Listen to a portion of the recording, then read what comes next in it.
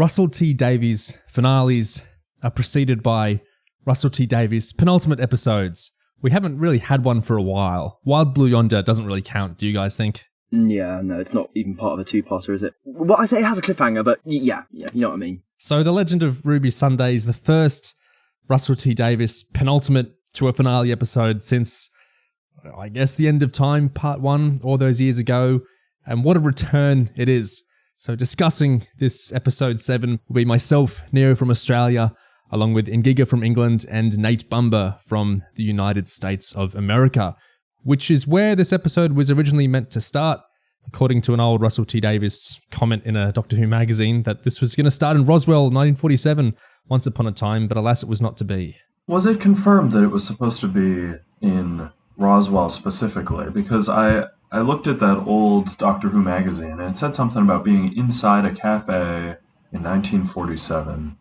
Was Roswell in there as well? Oh, just in New Mexico. Yeah, in New Mexico. Oh, I'm spreading misinformation, which is something I want to talk about in this discussion. I'm getting ahead of myself. Sorry, everyone. I forgive you, Neo.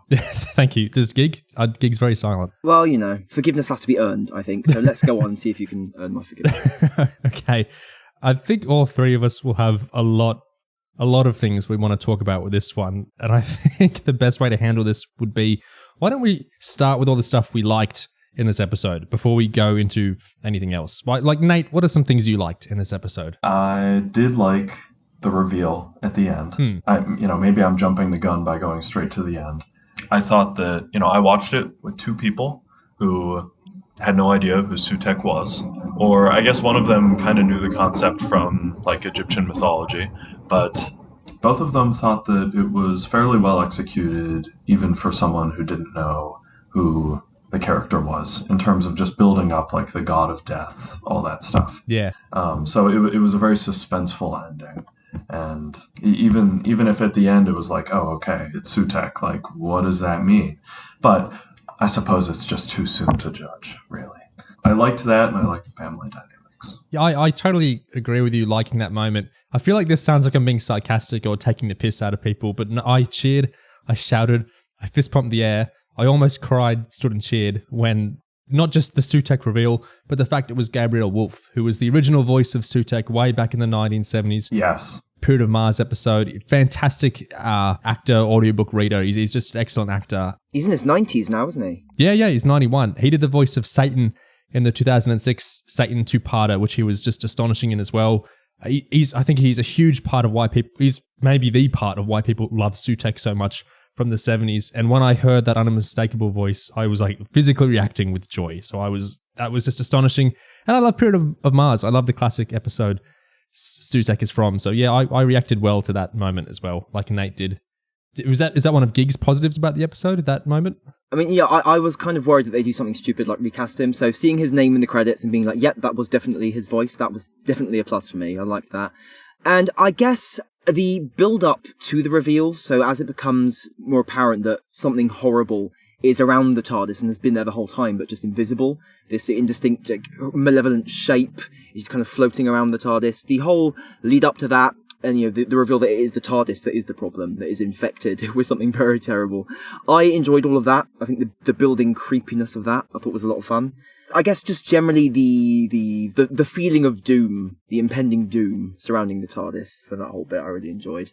Oh, the way it was filmed off-center, there was all these little things to make the TARDIS creepy. I really liked that. Yeah, and the music was incredible building up to that. Yeah, a lot of reprise, like we heard some of the Master music associated with the Master, like from 2007 Series 3, which threw me for a loop because then I was worried, is the Master back already? But it's just great, unsettling music. The music's always great now. Yeah, I think Gold was really going to town here. There are some points where it sounds very different, like about half an hour. There's really electronic, sort of industrial, almost EDM sort of thing going on. Yes, I love that stuff. Yeah. And then at the actual climax, of course, he's going full on, busting the electric guitars out and everything, sounding really hyper. So yeah, that kind of takes you back to the RTD1 heydays of like the biggest, most dramatic things ever happening. Yeah. A really quiet little cool thing I loved in the episode was that the distance of the security camera from the Ruby Road footage comes out to about 73 yards, which is in an episode that is like luxuriating in over-explaining things. I like that no one actually connects the dots there. It's not like any character goes, but wait, that equals about 73 yards. I know. I really like that that's just left. It's kind of understated because you can read into that in interesting ways. Is that like, if we go with the Ruby abandonment theming of like 73 yards, is that because that's the distance, blah, blah, blah. There's lots of you can like in your own head come to terms with what the episode's doing there. So I like that little grace note. Yeah, I think it works out closer to 73 yards if you do 66.6 meters, which of course connects back to the beast and all these things, but word's still out on how that idea connects with Ruby specifically. A little things I liked were, I guess, you know how they introduced like Mel and Carla and all these things. And one thing I really loved, I loved how Donna is kind of the connection to Carla. So like when Carla finds out that Rose's mother is part of UNIT, she's like, well, why aren't I part of UNIT? I'm a mother. I'm joining in too. I thought that was fun. That felt like proper kind of RTG family dynamic stuff there. And also I just like little things like the reveal that when we find out that Mel is on Susan Triad's team, I just have little notes like that, like, oh yeah, okay, yeah, this is working. There was some cool music associated with the scenes where Mel is investigating I really liked as well, just like a kind of boopy little propulsive thing. So Mel's in the episode a lot and I love Mel. Bonnie Langford, there's a scene which I didn't actually love, we'll get into that later, but her performance is just always great. That scene with when 15 punches something and she like looks disapprovingly down at him.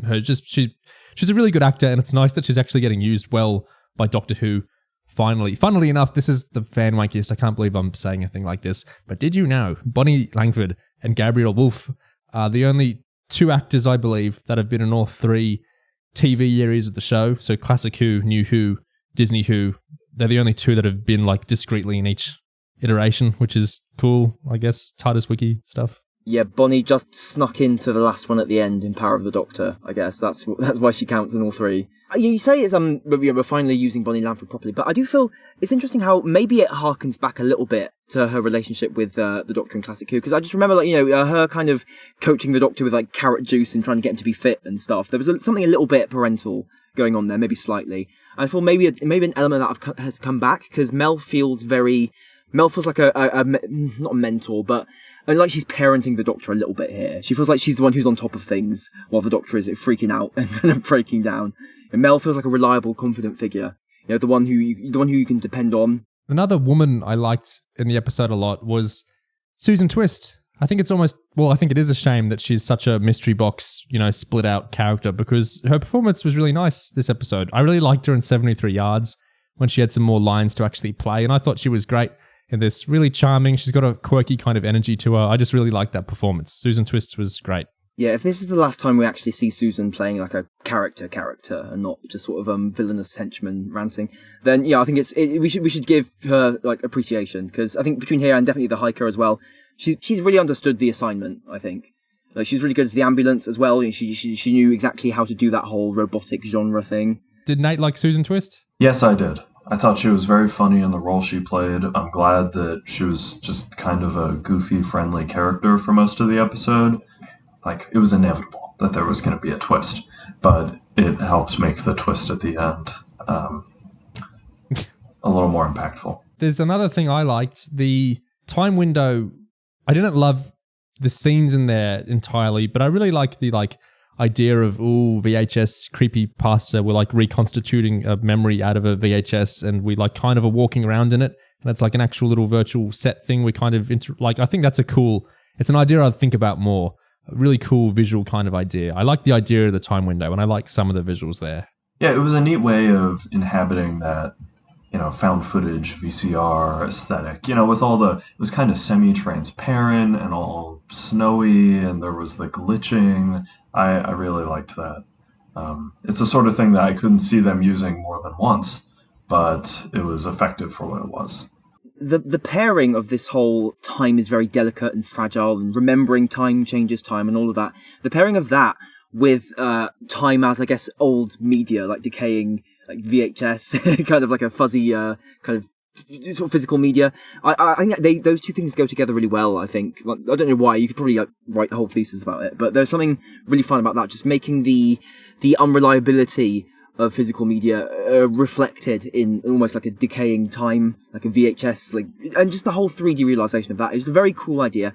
I can see why they put so much effort into realizing it and making it look as evocative as possible, and almost just like wandering around in it, not doing that much in it, because it is a very very evocative idea. Yeah, I like the memory time stuff. Well, yeah, one thing that stood out to me was that time is memory, memory is time. I feel like that's a great line from a different show, because this is a time travel show. You know, we can interact with the past in ways that don't involve memory.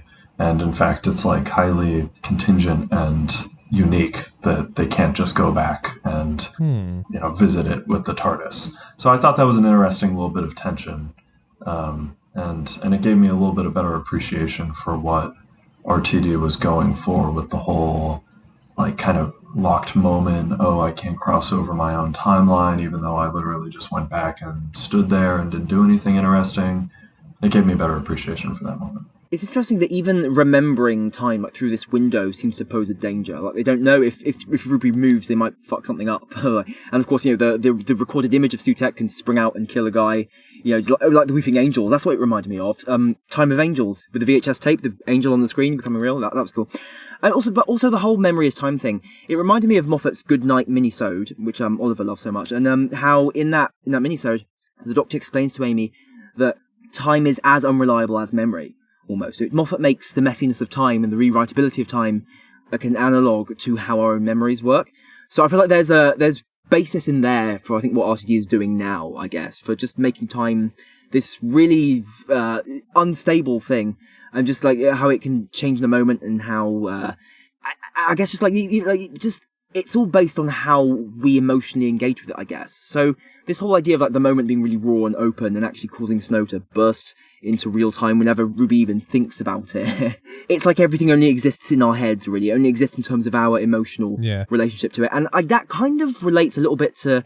Because you mentioned, Nate, this contrast between time as memory versus time as a place we can travel to in the TARDIS properly, and actually physically going there in the TARDIS, an actual internally consistent place. And I guess if you like, maybe almost a competing idea of time travel is the idea that where you go to through the TARDIS, through time travel, is in a way only a memory of the place or like a representation of it. And it's a kind of mind-bending idea. You know, it reminds me of I think is it in This Town Will Never Let Us Go, where Lawrence Miles explains how like the ship works. It's just culture packed together in an actual like a physical manifestation, and that's kind of that version of the TARDIS in Faction Paradox.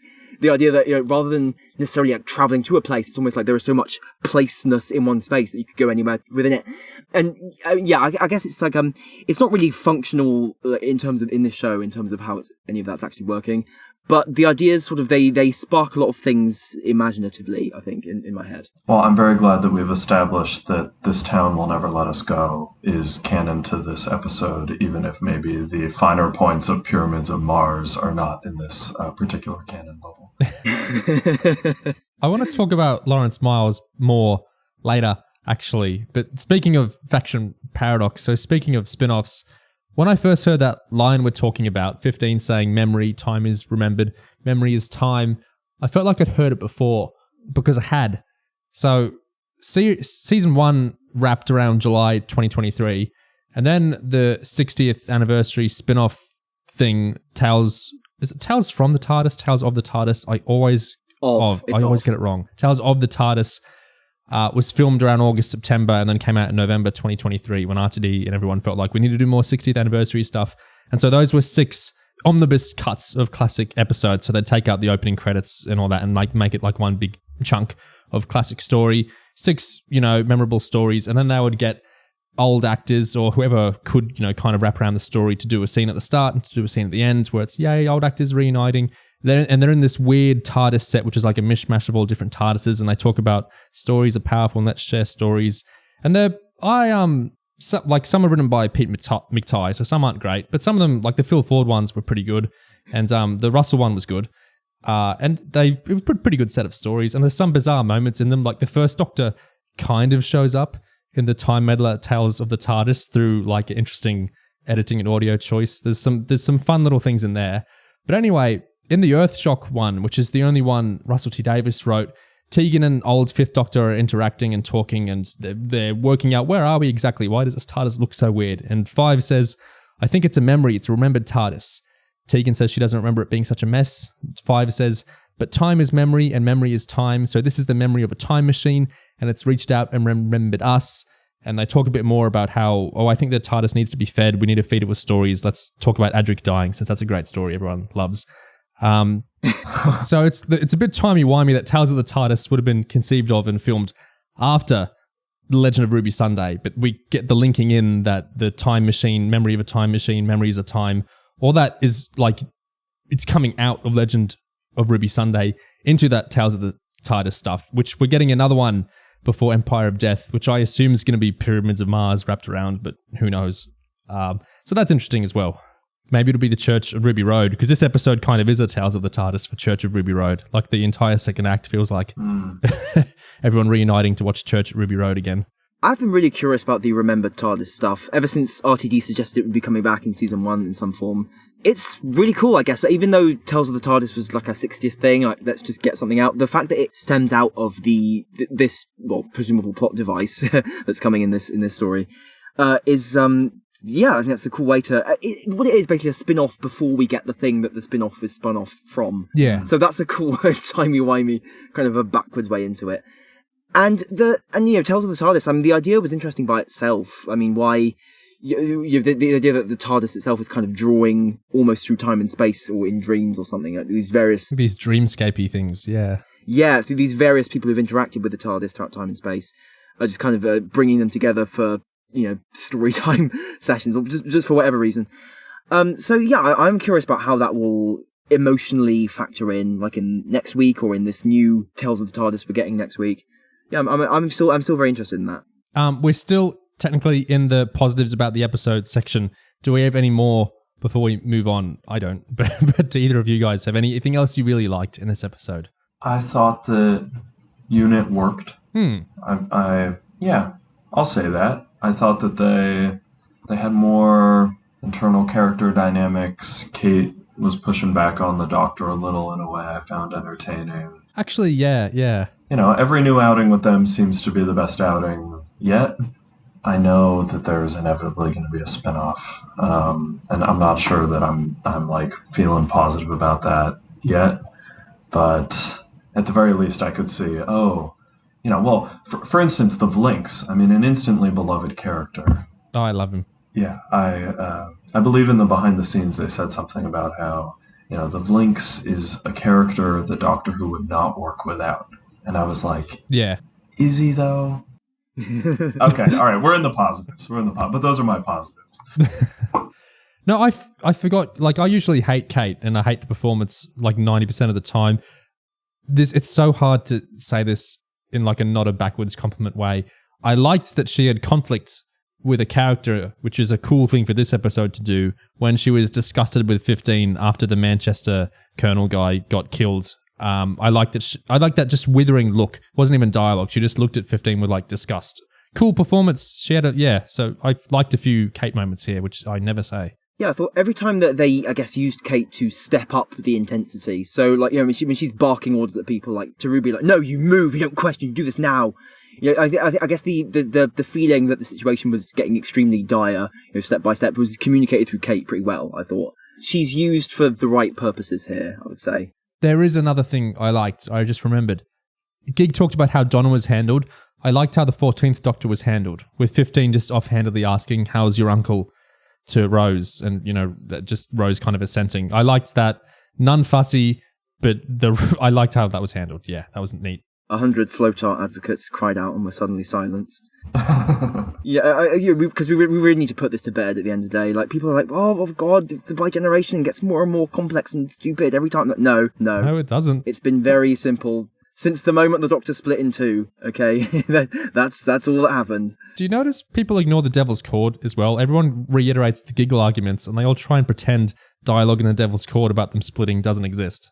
I mean, it's like fundamentally the entire counter theory to it just came from fans. It just came from fans because they needed something else They just didn't want to believe that the Doctor would split in two, even though that's manifestly how it's been played out. But people are still persistent with this stuff, and I think, like, God, just give it up, please. Like, enough, okay? We're in a very negative mode for a positive section. Hey, this is positive about the episode, but just negative about, like, responses. That's all it is. That's a different thing. Yeah, is that most of our positives done? I think so. I reckon there's a spot to start, because there's a million places we could start with negatives. I kind of want to start on the outside with the Unleashed episode. Most of the Unleashed episode is kind of through Stefan. I know he didn't write his lines here, so I'm not having to go at him in that sense. Through Stefan, the host, Doctor Who was like celebrating the incredible thing it's done, which is kind of what a lot of the episode is doing, like the first act of the episode is doing. Look at the mystery boxes we've created. Look at the twists we've set up. Look at how the arcs. It's incredible. We've perfected television. No one's done this. It's incredible what we're doing,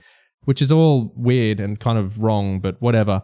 The Unleashed episode goes to great lengths in luxuriating in this. Long-time Whovians will know that Russell T Davies is the master of the teaser subplot, a storyline that he will seed surreptitiously over many episodes, with most of us not even noticing. And then it will reach a climactic finale, and viewers will turn around and be like, how did I not notice that? So there's a lot of stuff about seeding storylines and how Russell is a master of the teaser subplot. Look how incredibly he did it in Bad Wolf. And I think 2005 Series 1 is probably the best set of Doctor Who ever, like as a season. But even I don't think Bad Wolf was like that well. Like, I don't think it was the most... I think it's kind of a neutral thing for me, and I'm the biggest fan of that, season of anyone. But anyway... Stefan's like saying, how many of you really noticed about Susan Twist appearing more than once? Oh, come on. Your official socials were pushing it at us. So yeah. I mean, I guess Unleashed might have been made before, like, without knowledge of how the social media would handle that, but still, like, I mean, come on. So it's very self-congratulatory is kind of the tone we're playing with here. Then there's this... There's a lot of stuff about Susan, which is, RTD talking about how no one's really touched Susan on the TV show anyway, much at all. I mean, I think the five Doctors bring Susan back, but in such a non-event way where nothing really happens and no one really responds, that it's kind of not touching it at all. In a way, so Russell's talking about, it's amazing, it's a huge story that hasn't been much touched. So, 41 years later, we're, kind of tapping around and touching with that. Actually, I think this is a semi-positive for me, because I think this actually, Russell is playing with his foundling themes, his adoption themes, his family themes. So the Susan stuff feels kind of coherent with stuff, at least from Space Babies and Church. Then there's a lot of self-congratulation about the time window and storytelling setup they've done there, all that sort of stuff. But then there's this section which kind of typifies what I'm getting at here. So Russell says, they're talking about the fans are definitely picking up on it already, it being like the arc hints, which is interesting. Well, the fans are definitely picking up on it already, which is interesting. They're starting to. It's also a lot of people not noticing. Yeah. They're all excited about Anita Dobson, because at the same time there's a sleight of hand with Anita Dobson being overtly mysterious. Never seen a TARDIS before. It's very much kind of internet age storytelling where... And was that deliberate? Yes, you just hope it'll generate content. It's kind of proved to be very popular. People are really taking off with it. And I mean, behind the scenes in our offices, people are very interested in this Susan.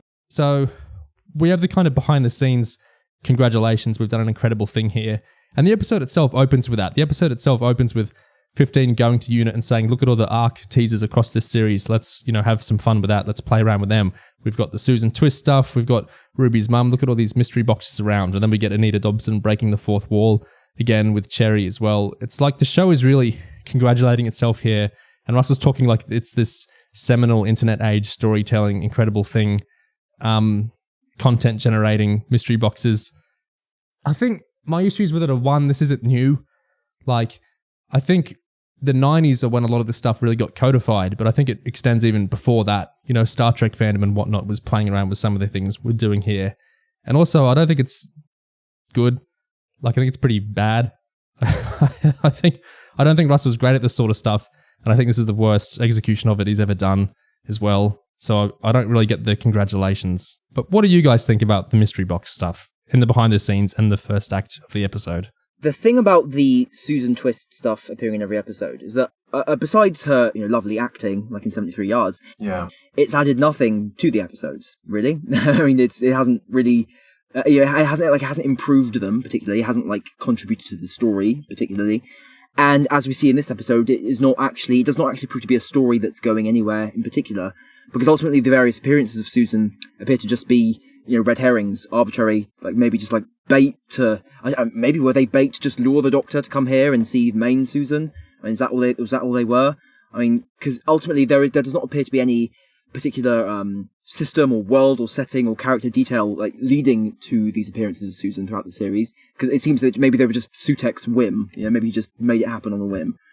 So ultimately, it just feels like this is the lowest effort, a very low bar for mystery box narratives. There hasn't been an unfolding mystery box here at all.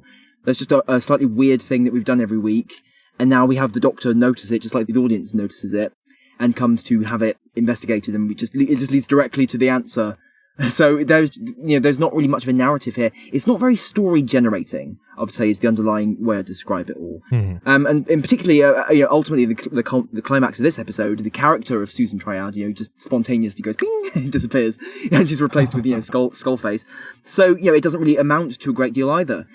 So, and watching that bit in Unleashed, when they were just absolutely filleting themselves to the extreme over how ingenious this incredibly well-hidden Susan... Did you notice? This genius Susan twist clues. Oh, just spotted so cleverly throughout the season. I was losing my mind. It was like fucking real dystopian insanity here.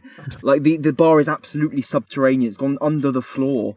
Like, holy shit, like, we've completely given up on the idea of, like, hiding clues or teasing, like, fans or anything here. We've just put the same actor in every episode, and then that's just it. Oh, yes, brilliant, holy fuck. So every week you're saying, there's going to be a 7th episode later on this year. You're going to watch that, and that's going to happen. That's all it's been saying every week, and now it's happened.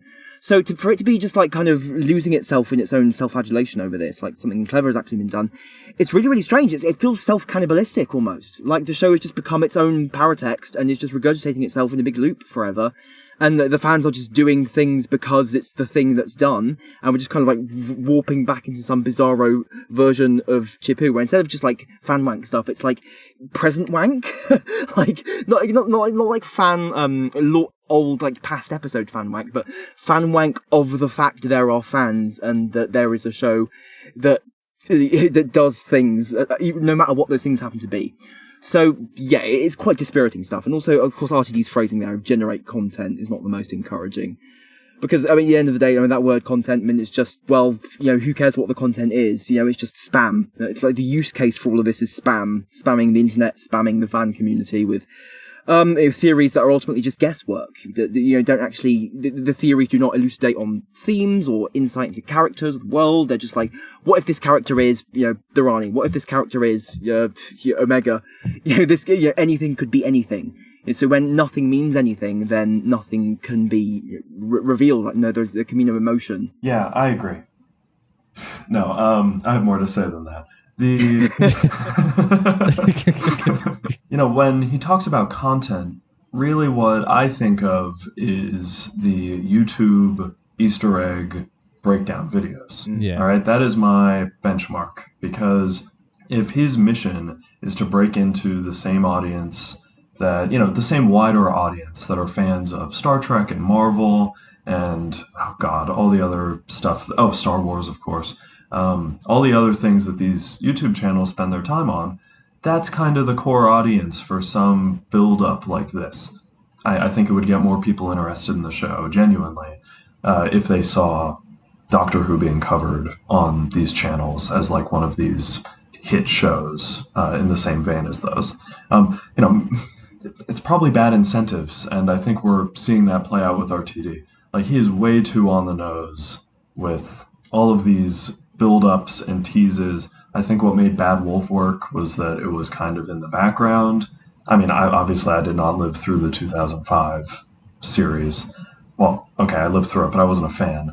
And so I don't know what the reception was at the time, but this Susan Twist stuff was just too on the nose, like with her kind of like winking to the audience in Devil's Cord. And then, of course, there's the stuff going on with Mrs. Flood. And I feel like it was all too blatant without having anything to tie it back into. Like when Star Wars or Marvel does this, it's because, oh my god, they're teasing some character. And ironically, Doctor Who in the end was bringing back an iconic classic character, but in order to keep it hidden, there was no build-up, there was no relation to Susan Twist's appearances in the previous episodes, there was nothing tying them all together. I genuinely think that if not for not just leaks, but also the official announcements about future episodes, it wouldn't have been easy to guess that this was coming. I don't think anyone would have guessed that it was Sutekh, if not for the fact that we knew that at the end there was a Sutekh character. So, yeah, it fell flat. And I guess this is his first attempt. We'll see how the next one goes. It worries me that there won't be any time to take into account how well this one did in the writing of next season, but I suppose that's inevitable. So, yeah, I thought all of that is very disappointing, and it's totally undeserved if they're patting themselves on the back about this. Bad Wolf is an instructive comparison, I think, because even though, in terms of what it is every episode, it's just we put the words in every episode, big deal. In terms of how it actually plays out in the finale, the episode Bad Wolf itself, what we get, rather than the Doctor going, I'm going to investigate all this Bad Wolf stuff, and then it being like, haha, the Daleks being like, just kidding, Doctor, Bad Wolf was a trap to trick you into investigating it and come here, and now you're all going to die. It doesn't work like that. Instead, we wind up at a place that's the Bad Wolf Corporation. We still don't know why it's called that. And then we find out that this place has an actual purpose. The actual villains, the Daleks, show up. And we still don't know what Bad Wolf means, right? It's only the actual climax of the final episode, when Rose is doing something really important and character-driven, that the significance of Bad Wolf kind of maps itself onto the story. So ultimately, where it culminates is a character point, a story point, a really important one.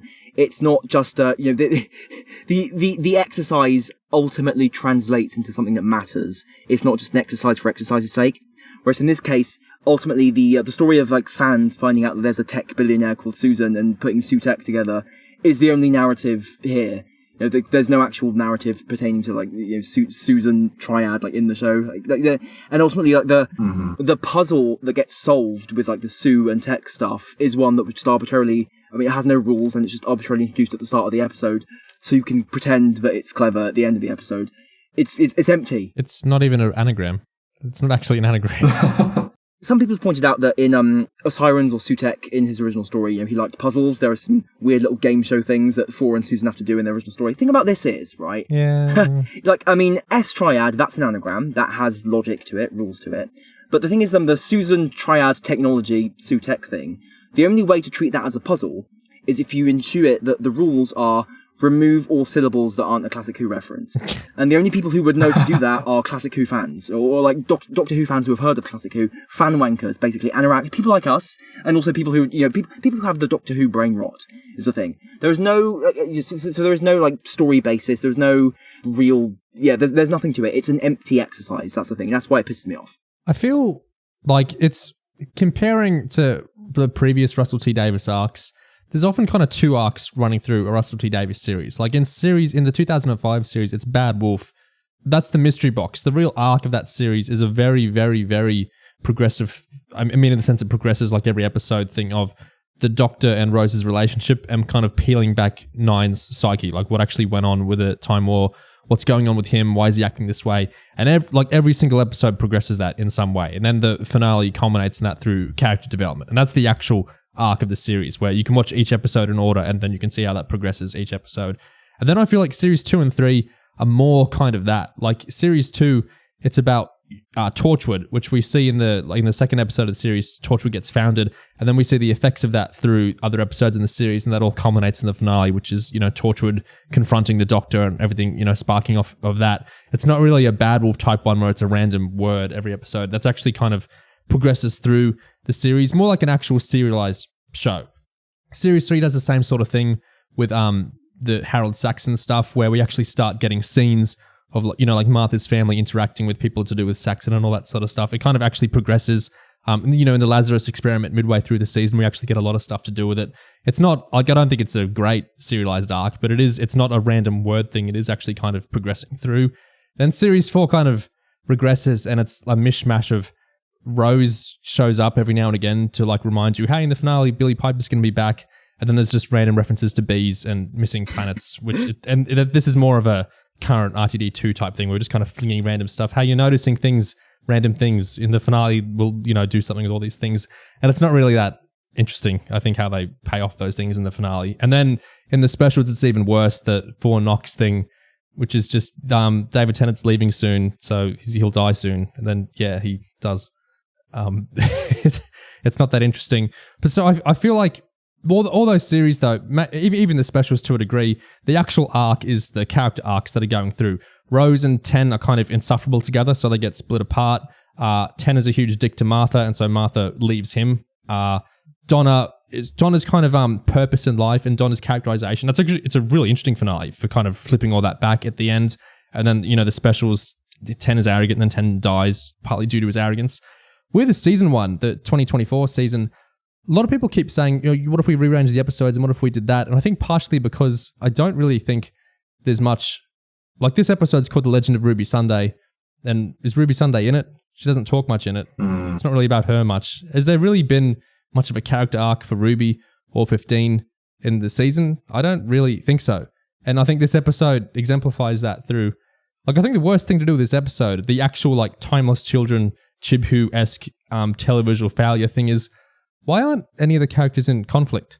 Like, why is Ruby just totally chill that 15 went back in time and could have checked out, could have seen who her mum was and didn't? Like, why is no one arguing in this episode?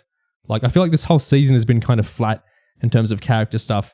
And so all the mystery box stuff aggravates me more because I'm like, this is our connective tissue between episodes and it sucks and it doesn't go anywhere. And we don't really have what RTD usually had, which is like the characters are developing and changing across each episode. Are they? Ruby and 15 are really chummy and they don't really much ever seem to not be chummy. And so, like, what is the connective tissue of this season? Like, why is it the finale such a big deal? I don't really feel like much has happened. I think you've drilled down to the basic problem. Because I think in the old days, RTD maybe got away with the kind of like bees disappearing shit because the world of the show was established to a sufficient degree, like the characters of the show felt like there was a reality running through all of them, even separately from the mystery box shit. So that the mystery box shit could be superficial and it wasn't a big deal because there were things that had consequences in the finale. There were emotional consequences, like interpersonal, like world consequences. That things actually there was an actual fucking story happening. Yeah, that's the thing. So whereas in this case we've just got the Susan Twist, the mystery box stuff instead of the story, and that's the issue. Basically, the bit that made RTD1 good has been sorely lacking. Yeah, I feel like a better comparison in terms of what we actually got this series so far, or season, excuse me, is actually some of the Moffat arcs. Because the reappearing woman, I mean, we saw that in, with Amy getting peeked at in, what was that, Series 6, Part 1? Yeah. And then again with Missy.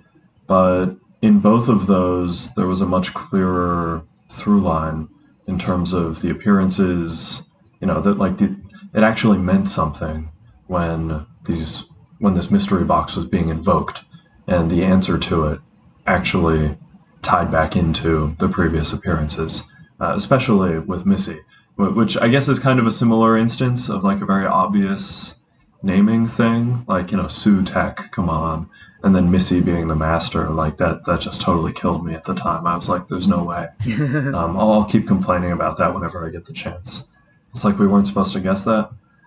And I guess I don't know if this is an example of him like trying to learn from Moffat. It just kind of strikes me that this is the third time we've seen this exact sort of thing. And it's by far the least successful. Like that there were clear lessons from the previous instances that just weren't picked up on.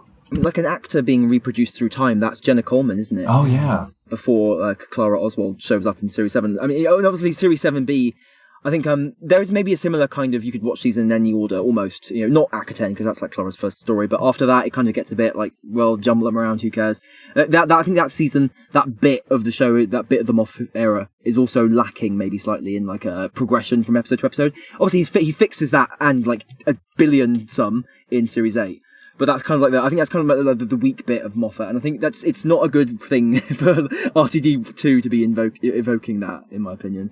The kind of like the weird, kind of nebulous relationship. But I mean, even then, I feel like there was kind of a bit more attention paid to try and get a bit of conflict or tension going between 11 and Clara at that point than there is between 15 and Ruby. Mm-hmm. I feel like on this comparative stuff, I keep seeing a lot of people defend the episode with, and this will all wash away by next week, when everyone talks about the final episode instead, which is pretty much always what happens. But a lot of people are like expressing, have you never seen a penultimate episode before? Like, how can you criticize this for being set up? That's what penultimate episodes are, which is so wrong. No, they're not. Even the bad ones aren't really like that. Bad Wolf, the episode has its own story. It has its own... There's actual stuff going on in that story. There's actual character beats happening in that story. The episode isn't just everyone walking around going, Bad Wolf, what could it mean? Or the Time War, what was that? There's an actual whole progression. There's social satire. There's all sorts of stuff going on in that story. Army of Ghosts, I think, is not great, but it has its own actual story. It's doing stuff with Jackie and Torchwood and conflict with Ten and others. It's telling a story. It's got some spooky stuff with the Cybermen in people's houses. It's not just people walking around going, Torchwood are after the Doctor. What's gonna happen there? It's telling a story. Sound of Drums is actually quite good, I think. I pretty much hate the series 3 finale, but that's the one episode of it I think is pretty damn good. It's like a thriller with Captain Jack and Martha and Ten on the run, and there's all sorts of stuff happening. Interesting moments where the characters sit down and they talk and they spark off each other, and Jack is mad with the Doctor, and there's all this sorts of stuff going on. It's an actual episode. The Stolen Earth, I think, is just it's full of we want to see these characters interact, and they spark off each other, and things are happening, and they're meeting for the first time, and this is happening. It's very spectacle driven, kind of like Legend, but it's a bunch of character moments actually building to something. End of Time Part 1 is pretty meandering, yeah, but there's still a lot of great dialogue scenes in it. They're telling stories, basically. It's not just walking around trying to set up their finales, I don't think. Maybe End of Time to a degree, but the other ones I don't really think are doing that, at least not in the way that Legend is doing it at all. I don't really see the comparison. I don't know if you guys do. When you itemize them like that, I think historically, I usually prefer the first part of the 2-part finale to the second part. Yeah. And I hope that's not the case this time. Yeah. I think that's kind of a general thing, with RTD1, that you get kind of the disappointing resolution in the final episode, but the build-up to it is actually the really cool bit, and it's a really exciting bit, because there's so much story going on, and it's only when it's time to wrap things up that things start to fall apart, or you get stuck in Davros's basement, or whatever. Thing is, I think with those part 1s, RTD is also doing kind of interesting things, well, not that interesting, but different things with the cliffhangers, to kind of make them a bit more complicated. So take Bad Wolf, for example. Like, the climax of that episode, it's not just Daleks show up and threaten to kill everyone. Obviously they show up, but that's not the end of the episode. The end of the episode is the Doctor realizes Rose is still alive, and he determines he's going to go save her. Like, Rose, I'm coming to get you. That is so emotionally massive. The music is going insane in that moment, and that's such a brilliant, iconic character moment that forms the culmination of that episode. That's a million miles away from what we've got here. Army of Ghosts. The Cybermen are not revealed at the end of the episode. The Daleks are revealed, and that's I think that's how it played out. And there's 2 villains in that story, and that's kind of the interplay between them. Like, how are they going to face off each other? How are we going to deal with both at once? That's kind of the twist in that story. Sound of Drums. It's not just the Master shows up and announces he's going to kill everyone. He actually does it. Yeah. It actually happens. The next episode, the world is completely changed. And of course, I guess the final beat in Sound of Drums is Martha being like, I'm not going to give up, I'm going to come back, I'm going to fight this. Yeah. So that's like, focus on the emotions, focus on the story, the character story, and the world, what's happening to the world. And of course, like you say, and Stolen Earth, of course, again, it's not just Davros and the Daleks showing up. The cliffhanger of that episode is the Doctor gets shot when he's about to reunite with Rose, and he fucking regenerates. So, all these things with huge emotional consequences are happening. And, there's a clear effort to, like, put things on top of other things and not just hinge everything on, the villain reveal or whatever. I mean, same with End of Time Part 2. The Master turns up partway through that episode, and then at the end of the episode, it's the fucking Time Lords are coming back and bringing Gallifrey with them. So it's a huge escalation on what we thought was the initial villainous premise. So, yeah, I think clearly RTD seemed to have a better understanding in that era of kind of how to make this kind of story build up to somewhere really interesting and exciting. Whereas here we get the most skeletal form of it, and this is like the space babies of finales. Like, this is like a really like pared down, slimmed down version of it. It just, it feels like such script failure to me that 15 goes to unit and he says, here are the series arc issues, let's deal with them.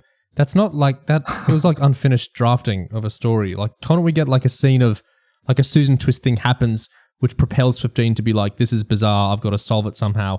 Even if he then went to unit, at least that would feel like we're kind of going from somewhere to somewhere, rather than it's just like we're starting blank page, solve issue. It just all feels so like unformed to me. It does make me speculate about what was in that New Mexico intro. Yeah. It seems like all the episodes have been cut down or abbreviated in some way. Like, it's very clear that these are not how they were originally thought of and written. At least, I hope so. And if that included any context that would tie it into the rest of the story, I do feel like it's sorely missed. Like they always say, "Oh, start the episode as late as you possibly can, but as early as you have to." And we're clearly missing a minute or two from the start. I mean, I feel like it would have just been something like they meet Susan Twist again in New Mexico, and the Doctor's like, "Fuck this! I'm going to investigate. Let's go back to 21st century Earth for some reason." I'm sure like they'll be able to solve this mystery that spans time and space. That would have been better. Or something that made him change his mind about figuring out who Ruby's mom is. Hopefully that wouldn't have tied into the Roswell thing. That's another issue I have, is there's like two mysteries in the episode really, like who's Ruby's mom, what's the Susan Twist situation, and they're not really connected. And like the second act when they go in the time window stuff, I'm almost kind of feeling like, why are we actually doing this? Like, our unit just humoring the Doctor? Like, this seems like a pretty random nun situation. Are they just being nice to help the Doctor and his companions sort out like a domestic, like family mystery? Like, it doesn't really connect to the Susan Twist stuff. The Doctor, like, we're going back and forth with the Susan Triad, like, announcement, tech billionaire stuff. But it feels like they're totally, I don't really get the linkage in them. There's a lot of like lack of linkage in the episode I find weird. And the episode is kind of smug about it. Like, when the episode is like mocking, we got the anagram of Susan Triad TARDIS, we got that. And then like, even at the end, it's like, oh, you really thought I was family, Doctor? This Susan, I'm not actually Susan Foreman. But you haven't earned like the condescension, or you haven't really earned, there's nothing really earned here at all. Like, it's not, then the things aren't connected, and things are like, you've explained them to us, and then you're like mocking us for like, and maybe I'm getting too parasocial with how I'm reading that or something. I just found a weird vibe with it's like impressed with its own mysteries that it's explained to us, and then it's like not impressed with its own mysteries, and then meanwhile we've got the mysteries that aren't connecting at all. It all just feels very haphazard to me. I kind of like the idea in a vacuum of the Doctor going to UNIT just to do a favour for Ruby in like a non-urgent capacity, but like he wants to do it like low, like small stakes as far as we know. We just want to do this as a favour for my friend, and then that has horrible consequences. The thing about this episode is that the two things, like you say, they aren't connected. There doesn't seem to be a real clear chain of consequences at all between them. There's this really weird lack of urgency as it all goes around. Like, the Doctor happens to turn up on the exact day that Susan is giving her big speech, and like we jump from one thread to the other in this really disconnected way. The moment which is the clearest to me is that after Chidozi dies in the time window because of the Doctor's horrible decisions, and this monster that's infected the TARDIS has fucking killed someone, and something incredibly dangerous is happening, the Doctor dramatically says to Mel, take me to Susan Triad. And it's like, why? You have no proof or evidence that she has anything to do with this. It's a complete fucking... it's like you haven't actually established a sufficient link. It's framed like he's taking decisive action because he's been propelled to this by the death of Chidozi. But why? Why would you respond to this by running away like 15 minutes down the road to someone else to go leave the TARDIS behind and go like fuck around somewhere completely different? It's like he's running away from the problem and into some other thing. He insists, I think Susan Triad is part of it. I'm going to stay here. And it's like, well, I mean, maybe the pretext is supposed to be that he's so desperately convinced that this might actually be his granddaughter that he falls into the trap of Susan Triad. He just can't stop himself from going to see her, even though it's all bait and so on. I would question how much sense that makes. I mean, it's fascinating how they talk about how, well, sometimes Time Lords regenerate to disguise themselves, and the idea that Susan might be disguising herself but kept the first name Susan it makes a huge amount of sense. I think this idea that anyone called Susan is a candidate to be the Susan, again, only makes sense to fan brain. Has no actual story basis. There's no reason for the Doctor to think like this. But anyway, that's a side thing. So ultimately, the Doctor falling into this Susan trap does not appear to connect at all to Sutekh being unleashed or anything really happening in the episode. He's just standing there. Like, so what is stopping Sutekh from popping up there, like, at any time in the episode or, like, at any moment? I mean, how does the image of Sutekh in the time window relate to Sutekh popping up and revealing himself and blooming converting everyone in Harriet or whatever. Like, why does one thing need to happen there for the other thing to happen with Susan, like elsewhere? The things don't actually seem woven together very much at all. It's just stuff that's happening to occur at the same time. And we just go, well, it's all part of the same thing. It's all related. And, well, again, there doesn't need to be much dramatic tissue between any of them. So we're just jumping from one to the other, and it just feels like a real disconnected mess. I do love the idea that, like, they could have just done this in episode 2. Like, they could have just shown up to Unit and been like, all right, let's use the time window, and maybe Chidozi would die. And they would just be like, well, that's weird. Guess we'll find out about that in 7 weeks. Like, if Sutek's plan hinged on, say, like, the TARDIS being present on the same day as Susan's speech or something like that, and you could go like, well, and to avoid the coincidence of that, maybe you could say, well, Sutek controlled the TARDIS, manipulated it to land at this day, and if Sutek could do that, then what's the point of, like, anything else? So what's the point of other triad appearing throughout time and space if you're just to get the Doctor to come to Earth? It's like, well, again, like, every single level of this storyline is essentially pointless. There's no actual story behind it. There's no, like, world thing behind it. I think it's very awkward when you have an antagonist who can make things happen on a whim, because they have godly powers and stuff. They can make anything. They can invent people from scratch and just have Susan appear whenever and have, like, a Harriet Arbinger just exist and just spontaneously become a henchman. But I think when your antagonist can do all these things, what it means is that something like Susan Twist appearing in every episode, which might otherwise require, like, devices or, like, mechanics or, like, systems to make that happen, or character decisions to make that happen, like world details to get stuff like this to happen. All of that is off the table because it's just something that, the antagonist just made happen on a whim. So it takes away story. It's the opposite of generating story. It's nullifying story. It's an anti-story kind of device. So it's like a really like self-annihilating kind of narrative. I have some in-the-weeds complaints about other parts of this Sutek plot. Like, why did it... was it all meant to trap the Doctor? Like, was the Susan granddaughter connection intentional? Was the S-Triad thing intentional? I assume Susan Twist showing up everywhere was intentional on Sutek's part. It just feels like there's two characters that RTD wants to write here, one of which is the god of death, the other of which is Sutek. And I'm not convinced that they go together too well. If this really is the trickster god of death, what made the Pantheon, if we must call them that, what made the Pantheon so compelling to me in its previous appearances was the sense that the Doctor had kind of stumbled upon one of their plots. Like, they were up to some no good, and the Doctor, gets involved to try to save the day and ends up out of his depth. Whatever, we've seen this twice now in the last 10 episodes. Whereas this one seems like it was all intentionally designed to get the Doctor from the start. And I'm not sure that's merited. We have the God of Gods, we got the long list of names, and his biggest concern is the Doctor. It wasn't, I don't know. It was just slightly different in the way that it was, we have these, these massive forces that are so outside of the Doctor's knowledge and control, and to them, humans and all mortal life are just playthings. And then this one seems mostly concerned with the Doctor. So I don't know if that's just drawing on the Pyramids of Mars backstory.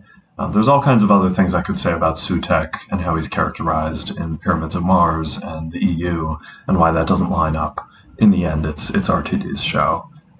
We could have said all the same things about the Toymaker, for instance. So it's fine.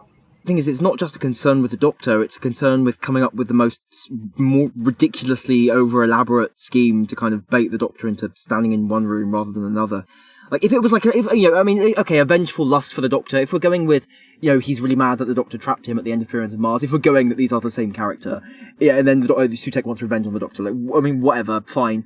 But what we actually get here, with, like, the whole, like, Susan Triad technology, Sutek shit, is like this weird linguistic entity where the fixation with like language tricks and traps and teases for fans and stuff, like fan brain stuff, the obsession with that is all the character there is.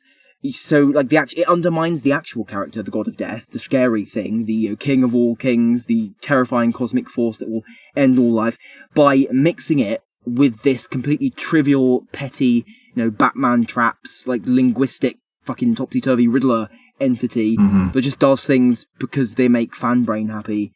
And it's almost like there's no alternative, really. It's like any character who would show up in this slot would be doing that stuff because it's how the series is structured, so to do all the fan wank stuff. So whatever villain we get here would be doing these same fucking Sue-Tech, like, pranks, almost, because that's how... And of course the whole thing just being to trick the Doctor, red herring for the Doctor, all the bait for the Doctor, all the clues just being clues for the Doctor to make him mistakenly believe that something interesting was going on, when in fact it's just the villain appearing at the end of the week, just means that it flattens anything you could possibly do with the character of that villain into this one mold of they're a language trickster, because I, the writer of the show, am obsessed with language tricks. So it just narrows the range of things you can do. It's like, like the HR Binger stuff. I felt that in The Devil's Cord with Maestro, I think the silliness of that fit Maestro perfectly. I think it would fit the Toy Maker pretty well. Kind of these tricks and like silliness and kind of Harbinger, get it? Kind of the camp of that I felt suited those characters. Whereas doing the same thing again, like every time one of these Pantheon things appears, they all have to work the same, they all have to do the same things, they all have to behave the same way, they all have to use the same tricks. It's just like the range of the show is like getting accordioned, the inverse of a concertina, getting flattened down to like a tiny scrap of paper. Mm-hmm. It really feels like the imaginative scope of the show is like shrinking like rapidly, and it's insane, because the whole premise of this is supposed to be that we're blowing that up and making that bigger, and more things can happen, it's wilder and crazier. So why does it feel like we're getting penned into a smaller and smaller fence? In order for it to work, we have to have a character who by rights is obsessed with our protagonist. Like, if Moriarty does this to Sherlock, it makes sense. If the Riddler or the Joker does this to the Batman, it makes sense. If we have, the Master, or even, I suppose, the whole Pandorica thing, where all the baddies of, the Pandorica was epic because it was kind of the exception. That it was like, all these impersonal foes have teamed up with a very personal target. But instead, I don't know why Sue-Tech would have something so personal for the Doctor that he's doing all these tricks when really he's supposed to be the god of death, not of play or any of those other things. Sue-Tech's really cool in Pyramids of Mars. Like, he's got actual characterization there. 4 assesses him. 4 thinks that Sue-Tech's drive is to kill everything off in the universe. So all life is destroyed. He has a monologue about how he wants all the reptiles, all the fish, all the animals completely obliterated, wants no life besides him. 4 assesses that, saying that like Sue-Tech feels insecure or threatened or paranoid by like other life that could compete with him or threaten him or something. So he wants to extinguish all life to kind of be the only life in existence. And then Sue-Tech says, "You're just trying to distract me from, that you like this human girl, blah, blah, blah. I'm going to kill her." So there's characterization for Sue-Tech beyond just Gabriel Wolf underplaying stuff in interesting ways in the serial. All the God of Death stuff. There's the traps and the riddles and whatnot, but those are how Horus trapped Sue-Tech, right? More than like Sue-Tech's own riddles or anything. Those are like Horus's traps for Sue-Tech. So I'm seeing people invoke this a little bit. I'm not sure that quite gels with how this stuff kind of works in the original serial. Sue-Tech also, he has the "your evil is my good" kind of speech, so he's very twisted in his morality and all that. But he's not it's like Gig says, there's nothing wrong with trickster gods, but we've already had tricksters in the Toymaker and Maestro. So it's like, isn't the fun of different gods that they're different gods? And Sue-Tech already has like extant characterization from Pyramids, and RTD presumably loves Pyramids because Queer as Folk, has a big thing to do with Pyramids in it. Russell's talked about Pyramids before.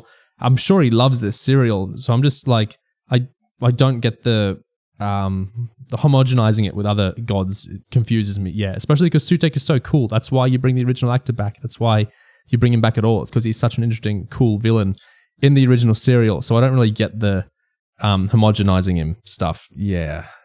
In a way, even though Sue-Tech is being like inflated here into this huge like spectral kind of CGI dog, the god of death, the king of all, the highest god of all fucking gods in the fucking reality universe, and that is a bit distinct from how he was treated in Classic Who. Even though he's being inflated there, it feels like he's being reduced, like it feels like a reduction is happening in terms of his actual character and his actual function. Mm-hmm. It's like, he's ultimately just getting made into the bad thing that kills everyone. And I guess maybe the nuances of that are getting lost. I feel like in this process, something weird's happening. I mean, RTD talks, I think, in one of the behind the scenes about, he describes it as, well, one of the greatest villains the Doctor has ever faced is coming back. And that sense of mythos has seemingly eclipsed the reality, I think, a little bit. Because these serials, like these classic Tom Baker serials, with these cool characters, these cool villains, right? They were good TV. They were well written. They were well realized. And I feel like they were good because they were good. That's not a sentence I meant to say. What I mean to say is they are well remembered because they were good, right? They have entered fan mythology because they were good, but in the process of entering that mythology, they've seemingly been replaced. Because the thing is, Sutekh worked because he was a great character and performance, not because he was the most epic villain ever who's dying for a sequel where he comes back and is even more powerful and epic than ever before.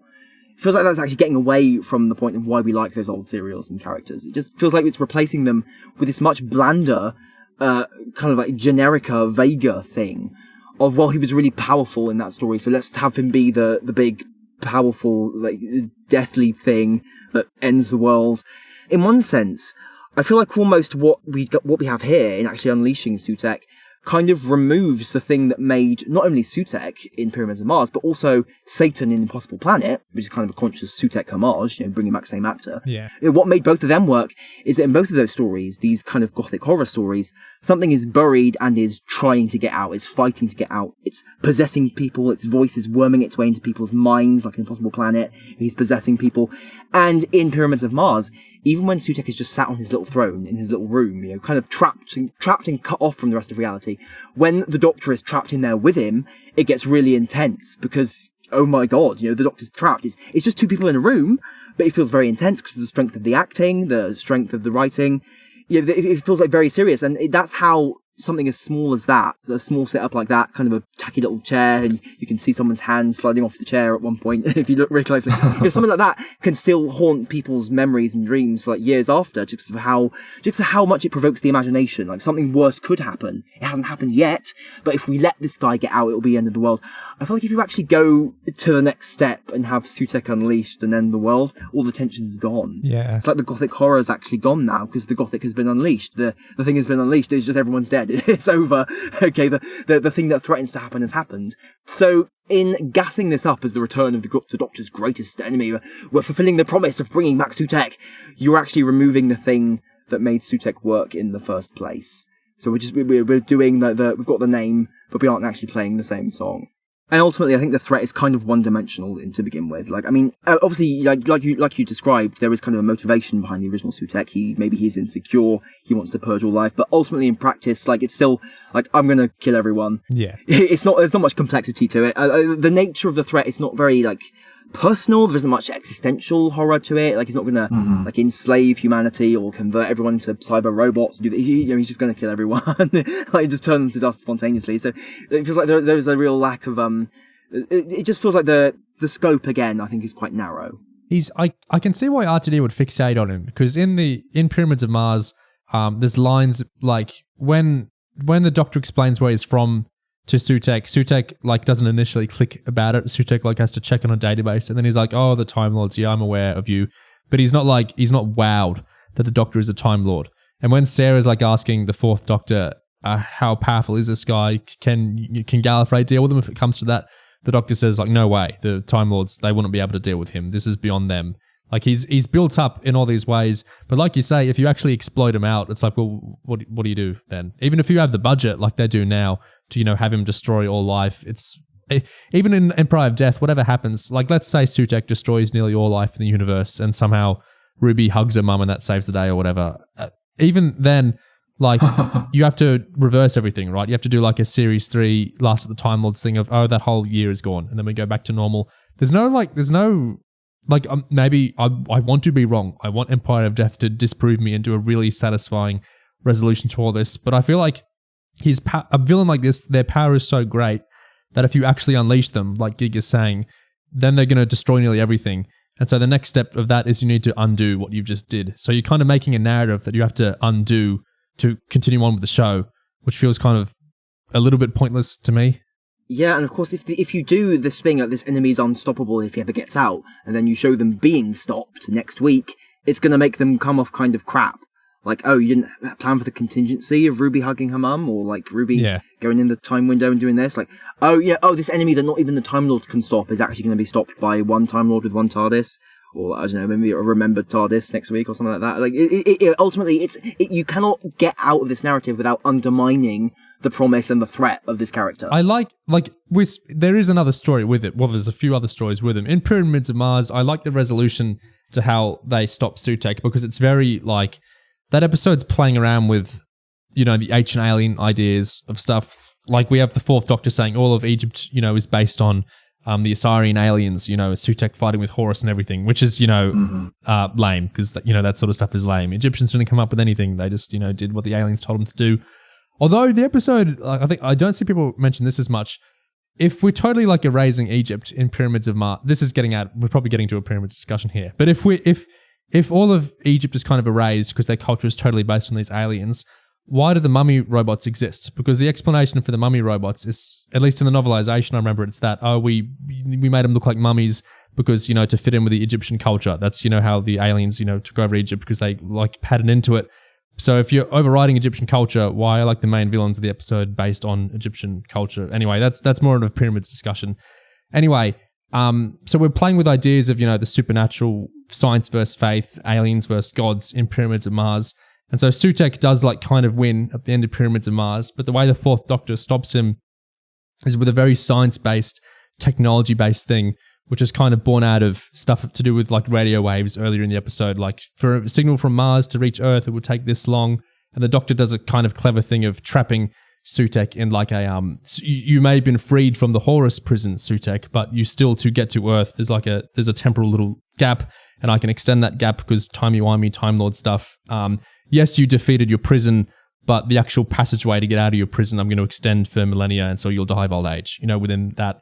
And I like that resolution, because it's like, on the surface of it, people can insult that, saying it's just the Doctor using a random bit of his TARDIS to win the day. It's the same as like a New Who Sonic waving ending. It's crap. But I like it because I feel like it's the godly, you know, god of death Sutekh thing is getting captured by like a sciencey thing. And we've got this whole character to do with science, an inventor in the episode. I feel like the themes actually kind of work in what that episode does. So for me, I don't feel like Sutekh's entrapment at the end of Pyramids erases his threat, because I feel like it's just by the skin of his teeth the Doctor does something clever that's tied into the thematics of the episode. I don't know if Russell's the kind of writer to do something like that, but I guess that's in the purview of Empire, not this episode. Well, I know we're going to talk about Lawrence Miles later, or at least you suggested that. But I'm basically a one-trick pony, so it's time for me to do my one trick, which is that I know about another time that Sutekh was trapped. Because in the True History of Faction Paradox audio series, it's a 6-part story about Sutekh and how he was trapped before Pyramids of Mars.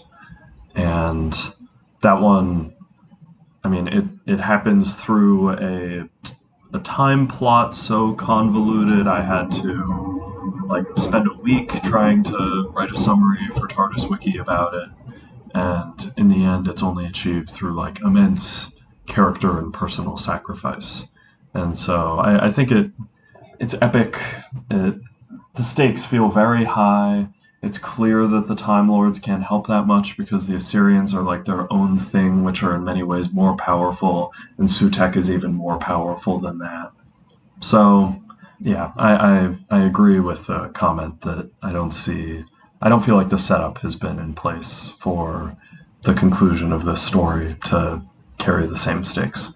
But we'll see. Just to loop that together, what you've described there, that's a multi-part like story that is based entirely around building up, setting up, and resolving this story with Sutekh. Yeah. And what we've got here in season 1 is like the inverse of that. Sutekh is just the reveal at the end of the penultimate episode. The previous like 6 episodes have nothing to do with Sutekh whatsoever, and we've got 1 episode left to actually have this whole thing come together. So it's like, again, like we are just stuck in this little box. So the scope is narrow. Again, there isn't really space or like patience to engage with Pyramids or like the ideas with Sutekh in a way that something like, you know, a Faction Paradox kind of audio spin-off can do, or like, you know, even some more, even presumably some Big Finish stuff can do. I haven't really listened to any of that, but you know, that's the thing. So the difference between engaging in like a detailed way with the classic Who story and engaging not really just with invoking the vague memory of a classic Who story in a way that's kind of like the further away it gets in the rearview mirror of history, the less distinct it becomes, until like classic Who stories like the woman in 73 Yards whose face you can't make out, it's so far away that the details are gone and you just have this very superficial, kind of vague memory of it. So Lawrence Miles, who we're talking about here, who wrote that 6-part Sutekh audio series, Faction Paradox audio series Nate just talked about, and to, of course, he's not just the Faction Paradox originator and, writer of lots of great stories. He's also, how to describe this? He's a Doctor Who commentator. Like, he co-wrote a lot of the About Time commentary books on classic Doctor Who, and then he had a spate of blog posts on New Who kind of back in the day. He's written some influential Who novels as well. He's influenced the new series in ways that can't be denied. Mm-hmm. Oh, yeah. And he's actually, I know he didn't watch many seasons of Moffat Who, but he's watching RTD too. And so now and again he shares his thoughts on that. And he shared his thoughts on this episode a lot through several tweets. Some of those that interested me, at least, were him talking about the Sutekh pun, where he said he actually wrote a pun about that back in the day himself, many, many years ago, around 2002, when he was pitching a Doctor Who book. He was writing a section where the Doctor was going to be bored on Earth in the early 2000s, and where the Doctor would have thought he discovered a death cult trying to reconfigure the internet to summon Sutekh, but it was just an IT firm run by someone called Sue. And so he's very, stunned that this stupid pun he wrote and never published is actually, a big linchpin of a Doctor Who finale now.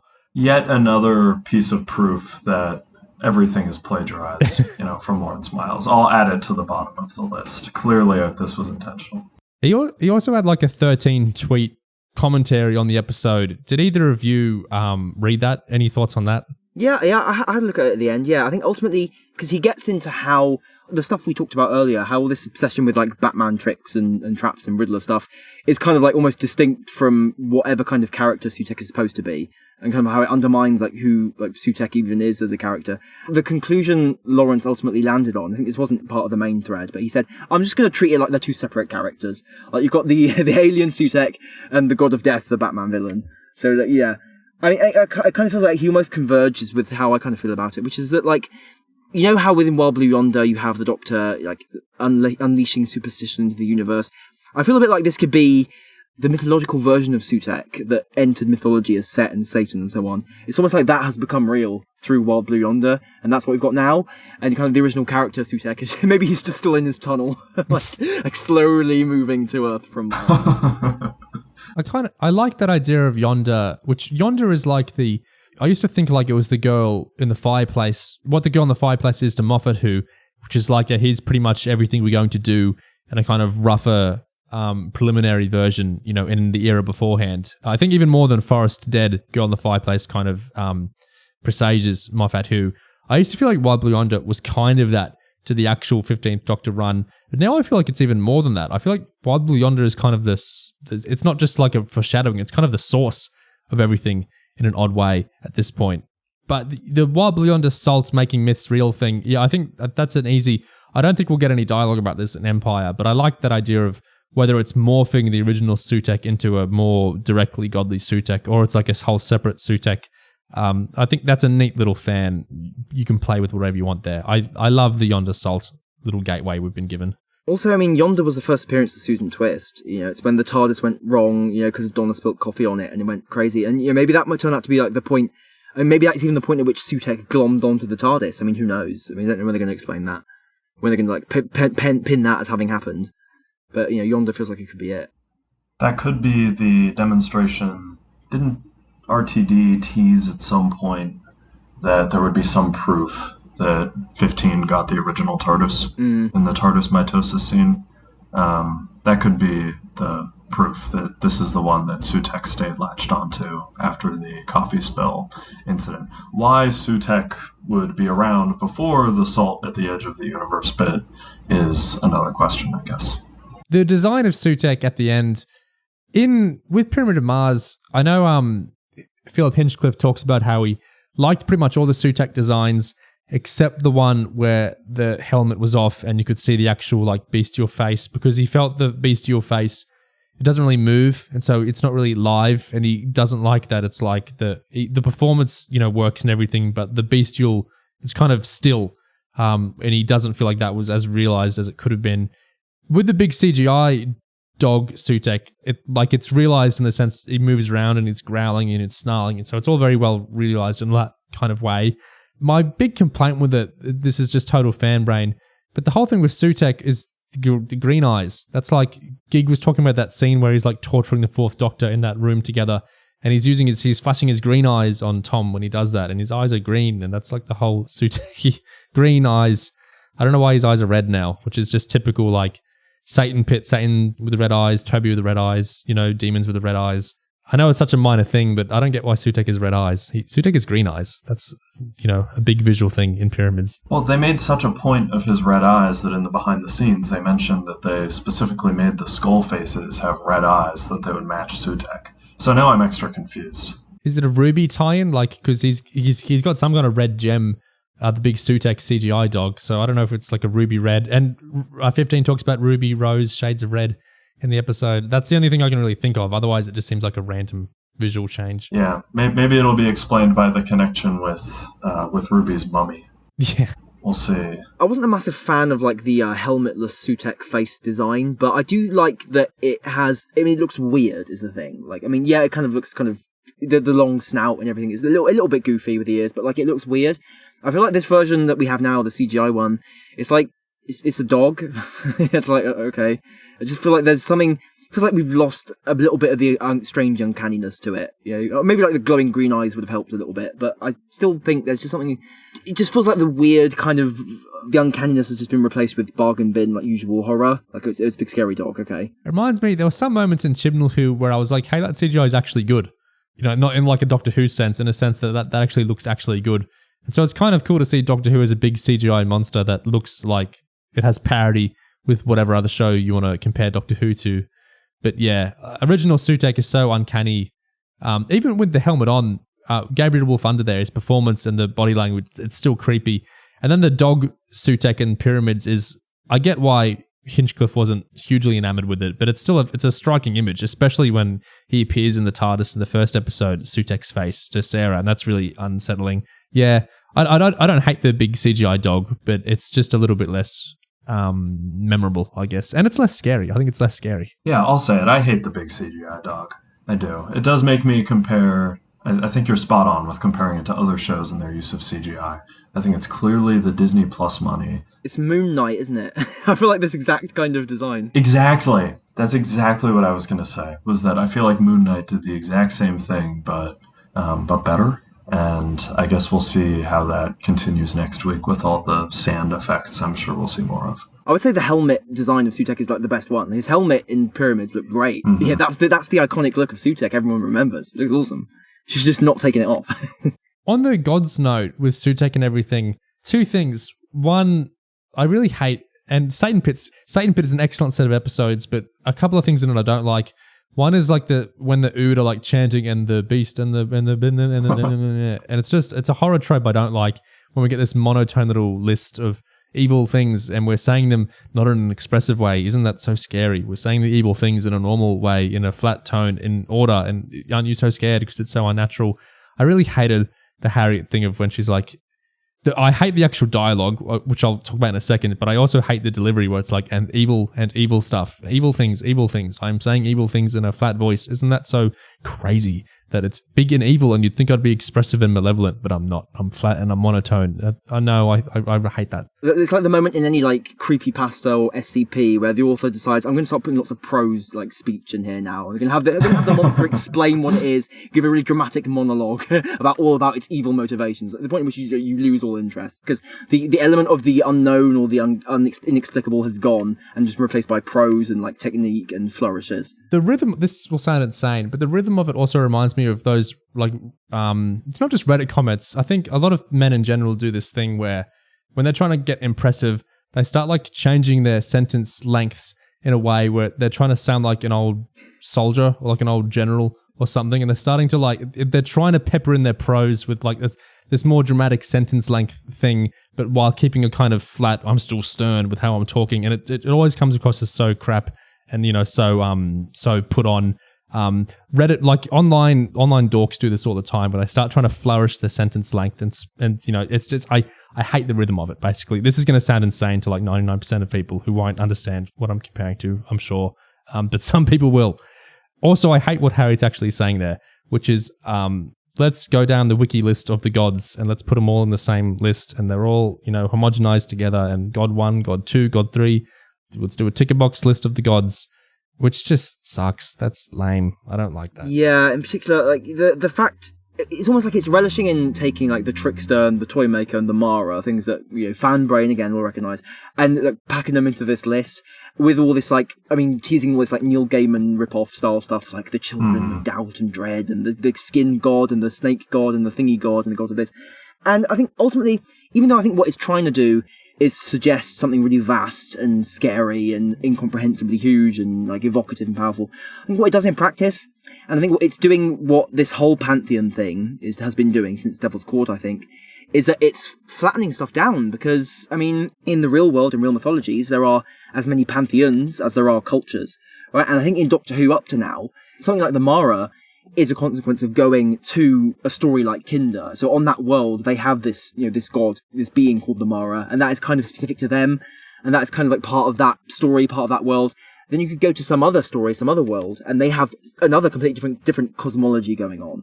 So it feels like lots of separate things jostling together, and that makes the universe feel really huge. That makes it feel like there are lots of different like cultures and beliefs and everything, and this universe feels very vast. Yeah. Whereas if you just go, this is the Pantheon, and they're all part of the Pantheon, and here is the Pantheon, and they all know each other. Here's a list of all their names, we know all their names, and here is the king of all of them, who reigns over all of them. It's like, well, okay, now you've just made it so there's one thing. You just made, this is the Doctor Who Pantheon, this is all there is. So again, you've just shrunk something that is huge into something that is quite narrow again. And obviously, of course, describing them all like that, and teasing the names of ones we haven't met yet, and saying that this is the god of X, and that is the god of Y. It's like, here's your team up of like, here's your Power Rangers team, here's your like Rogues Gallery for Batman to fight later on. There is just something very dispiriting about it. It was also a little confusing, or I don't know. I heard this from one of the people I watched it with, that they were confused which one in the list, like which descriptors applied to the guy we were about to meet versus which ones were just teasing non-entities, like, oh my god, the god of beasts, right? Like, hold on, which one was that again? This guy's clearly a beast, unlike the other gods we've seen. Yeah, it was a long listen. It reminded me a lot of the similarly Gaiman-inspired content about Eternals and the Menti Celesti and the Guardians that were all kind of built out in the Virgin New Adventures and then the BBC book series in the Wilderness Years, most notably by Craig Hinton, who I believe coined the term fanwank for this kind of thing, when he made a family tree of all the gods and guardians and said that, oh, and also the Doctor is the Red Guardian of Justice.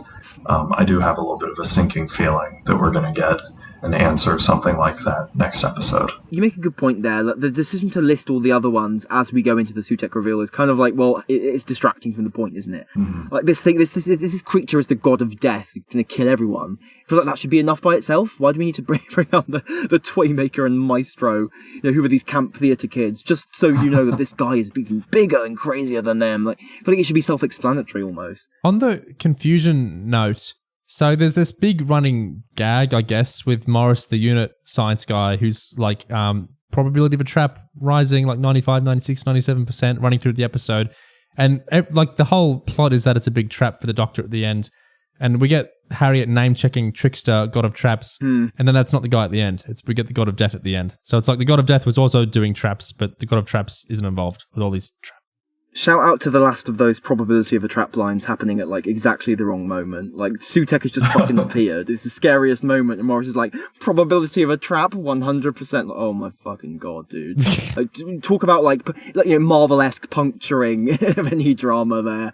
Like, oh my god, shut up, man. No, I thought this young Sheldon character was a very accurate description of the precocious 13-year-olds that I've known in real life who would absolutely introduce themselves as 13 years old accelerated genius. That is like a wild thing to say about yourself. Yeah, what do we think happened with Shirley? Were you one of them? Just before we move on, were you one of those 13-year-olds yourself, or is it just ones you've met? I plead the fifth. I don't know if plead the fifth makes sense to you guys. Sorry. I don't know what happened to Shirley. I hope she's alive. Maybe she's off up the farm with Osgood. But on the age note, the Unleashed behind the scenes episode had to explain what a VHS is, and Lenny Rush, the actor for Morris, was talking about. Yeah, he kind of heard of them, but he had no idea what they really were or how they worked or anything. Oh my god! So that's just an interesting note of age for us. I think that kind of brings up like why people were when we heard that there was going to be a VHS in the storyline. People were like, "Oh, what if it's like a meta VHS of pyramids? What if it's a Doctor Who tape?" And it's like, I think that kind of thing of like this media being so old that it's not even recognizable anymore.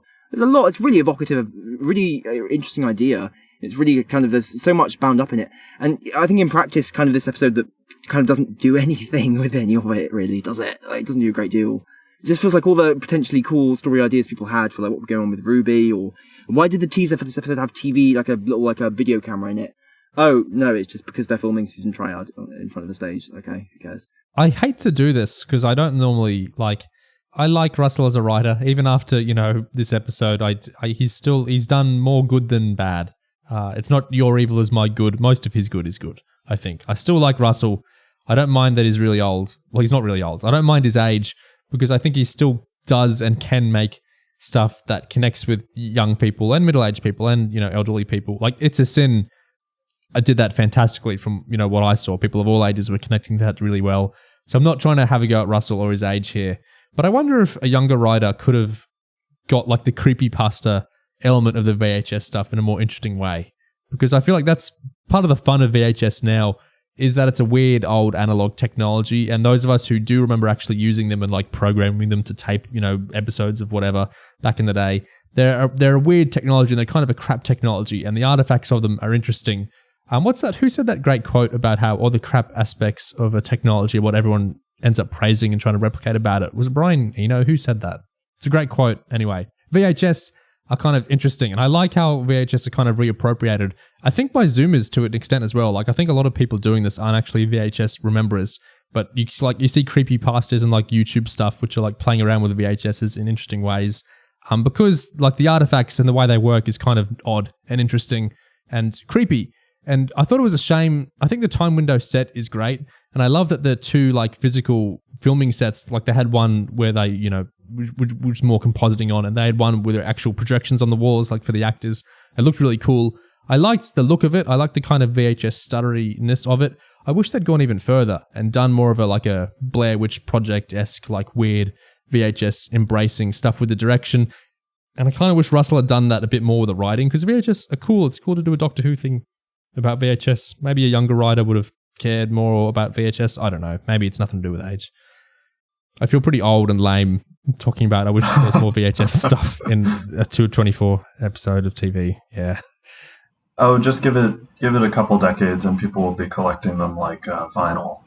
and then someone will do a good episode about it, I'm sure. I would say, to loop that back to Sutek, I would say like the version of Sutek we see in like the VHSified time window like scene, I mean, I felt that was creepier than the final reveal of the big dog. Yes. 100%. Certainly. I think just like the Sutek is the nebulous, like, invisible presence that can only be detected through, like, these recordings. That's like, it's really fucking creepy stuff. So, yeah, I think stuff like that is always, like, the more, it excites the imagination more than, blowing your load and showing the big dog. Mm-hmm. This kind of relates to Sutek. I just want to say it here because I think this is the point it will relate most, because VHS are crap. And they're TV based. It's all about the small screen. The opposite of that is cinema, which is great and not crap. And it's all about the big screen, the big experience. Empire of Death is going to get a cinema release where it's going to have Legend of Ruby Sunday will play before it. And then you'll get Empire of Death, I think at the same time it airs, like it'll go on in the cinema or around the same time, which is a pretty cool idea.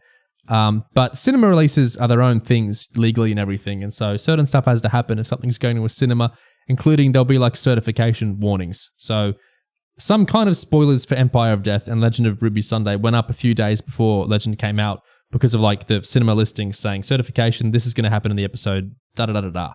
For Legend, it was stuff to do with the sand transformation and things like that. Then it has some kind of Ruby spoilers for Empire, which I won't get into. But anyway, I don't think heaps of people noticed that was going on.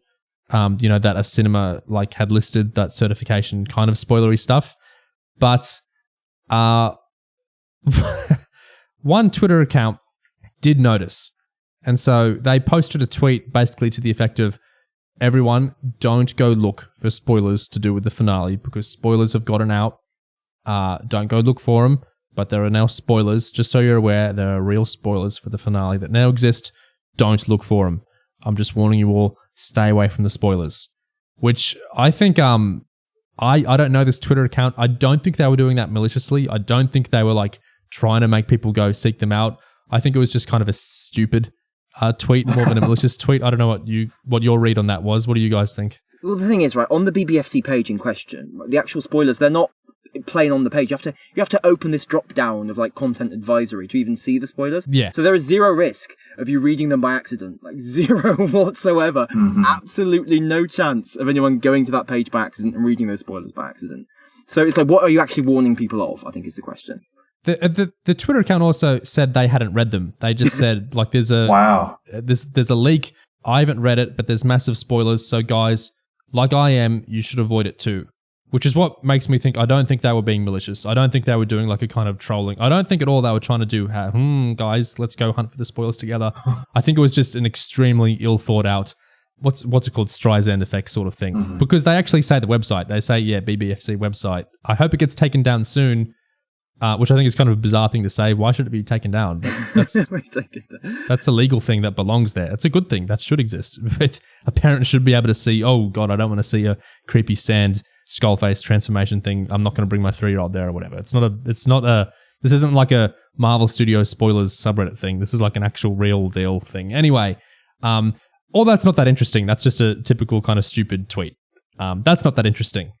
But it gets more interesting because Benjamin Cook is a friend of Russell T Davies, and he's done a million things to do with Doctor Who. He's written a ton of great Doctor Who magazine. He's always, if there's an interview in Doctor Who magazine these days, I always hope it's him. As like he works freelance with the magazine now, just because he's a good interviewer. He asks good questions, and he did that tofu web show for Cucumber with Russell back in the day. He's done a million good things. He also edited the Daleks in colour. Yeah. He's like a big deal. He's very hooked into Doctor Who, especially with RTD. He's also very... Say it. He's a very naughty goblin. So he's a very headstrong guy in some ways. So he messaged this Twitter account who said, guys, don't look for the leaks I'm not reading. And the message verbatim is, you literally told people exactly where to go to find it. No one had mentioned the BBFC website on Twitter before you. You keep doing this. Tens of thousands of people, you've told about it now. Great work. Imagine if instead you'd used your brain and shown a bit of sensitivity and tweeted, a new synopsis has leaked for the finale. I haven't read it and I'm not sharing it, but apparently it has massive spoilers, so stay vigilant if you can. Please don't share and ruin it for everyone. And so this Twitter account posted the screen cap of the DM they received from Ben Cook and said that they weren't going to share it, but it's an awful way to speak to someone. I was just trying to warn people. Fair enough if I messed up, but I won't be spoken to like this. And so that's just my favorite little bit of, no one's going to remember this in a year, 2 years, 3 years, but we lived through the airing of Legend and Empire, and this was a strange little fandom situation that happened there. Also, most people are agreeing with the Twitter guy who got harassed by Ben Cook there. Like, yeah, on your side, dude. And I get that Ben Cook is it's like randomly DMing this guy in an aggressive way, but also he's right. Like, yeah, no, there was no big tweets about BBFC spoiling it. So this dude did absolutely signal boost it and therefore, expose more people to, I mean, you have to go look for it yourself. It's not like he posted a picture of the spoilers or anything, but like Ben Cook's right there, right? I mean, the thing is, all of this happened like basically a handful of hours before the episode aired, right? Basically the day, like Friday, so shortly before it went on iPlayer, so very, very close to air date. And the spoilers in question, like, not actually hugely pivotal plot things, in my opinion. So I feel like, in a sense, both the tweeter and Ben Cook are kind of engaged in the same fan brain thing. Yeah. Which they're both trying to stage manage the circulation of spoilers and potential spoilers. Mm-hmm. And, you know, and obviously Ben Cook has his more aggressive, like, oh my god, how could you do, you told tens of thousands of people where to look for the spoilers, what? And, you know, imagine him just like soothing and like raging away in the DMs about that is very funny. Because ultimately I think these desires and impulses are very strange ones on the parts of fans. Because, yeah, I kind of don't really take sides in this particular incident. It's not the first time Ben Cook has been weird to people on Twitter either, so maybe it's turning into a pattern. Nate, pick a side. Yeah, I'm on the side of the fan. I'll be on the side of the fan on this one. I think I would have been more on the fan side if their intention had been to point people to spoilers. Yeah. To be like, hey guys, check out these spoilers that totally give away that it's Sutek. Yeah, and as a matter of fact, I only saw this in my feed because of the Ben Cook follow-up tweet. Oh, it's ironic then, isn't it? Yeah. I wouldn't have seen it if not. Yeah. Ben Cook signal boosted it through the aggressive DM, which the guy. It's what an interesting mess. Yeah, I'm sorry that this account got her like an aggressive DM from Ben Cook. That sucks. But also, I don't really understand these signal boost. It's this whole like this is totally outside our purview. I'm moving on in like 10 seconds. But it's the whole NMD thing we talk about now and again, where these Twitter accounts that like seem to hunt for where's the racism? Where can I these dastardly racists with like 2 likes? Let's signal boost them to my, you know, thousands of followers thing. Where like I don't really. If sometimes I think it's malicious, I don't think this guy's malicious in the slightest. The way I think some of the NMD boosters are, but I do think the signal boosting is a little bit silly, and I don't think people are really thinking through what they're doing there. But also, I don't know if Ben Cook's really thinking through sending aggressive DMs. So who knows? And I don't know if Russell was really thinking through with writing this episode, because I thought the episode was kind of bad. It's a whole cavalcade of issues. Also, why are Unit employing kids? On the topic of immaturity. Like both Rose and Lenny Rush's character are like teenagers. What's the deal there? Talent shortage? If you're asteroid accelerated, you lose your rights as a child. You can do child labor. I suppose Rose also like had the whole like I guess like Rose and Donna let go of the whole meta crisis thing, but it still affected Rose. So Rose kind of has had supernatural interference in some way. Maybe that's why as well. Well, it doesn't seem like Rose is really doing much. No. What'd she say? Shoplifting in Catford? Do you think that's a plot hook? Why is Unit on that? Yeah. Yeah. Yeah, I'm looking forward to next season's arc about shoplifting. Oh, that shoplifting, stealing, crimes. That reminds me of another Twitter thing. This matters even less than the Ben Cook signal boost thing. This matters so little, but I care. So a lot of people are trying to like. I can't believe Docu Who Twitter figured out the Sutek twist based purely on them we're getting different things. Based purely on there was sand in the trailer. Based on there's a character called Susan. Based on blah blah blah blah blah. And this will get lost to the sands of time as we move forward in the years. There were 2 reasons people guessed Sutek, probably. And they're not that crazy reasons. One of them, I think, basically gives away the whole thing.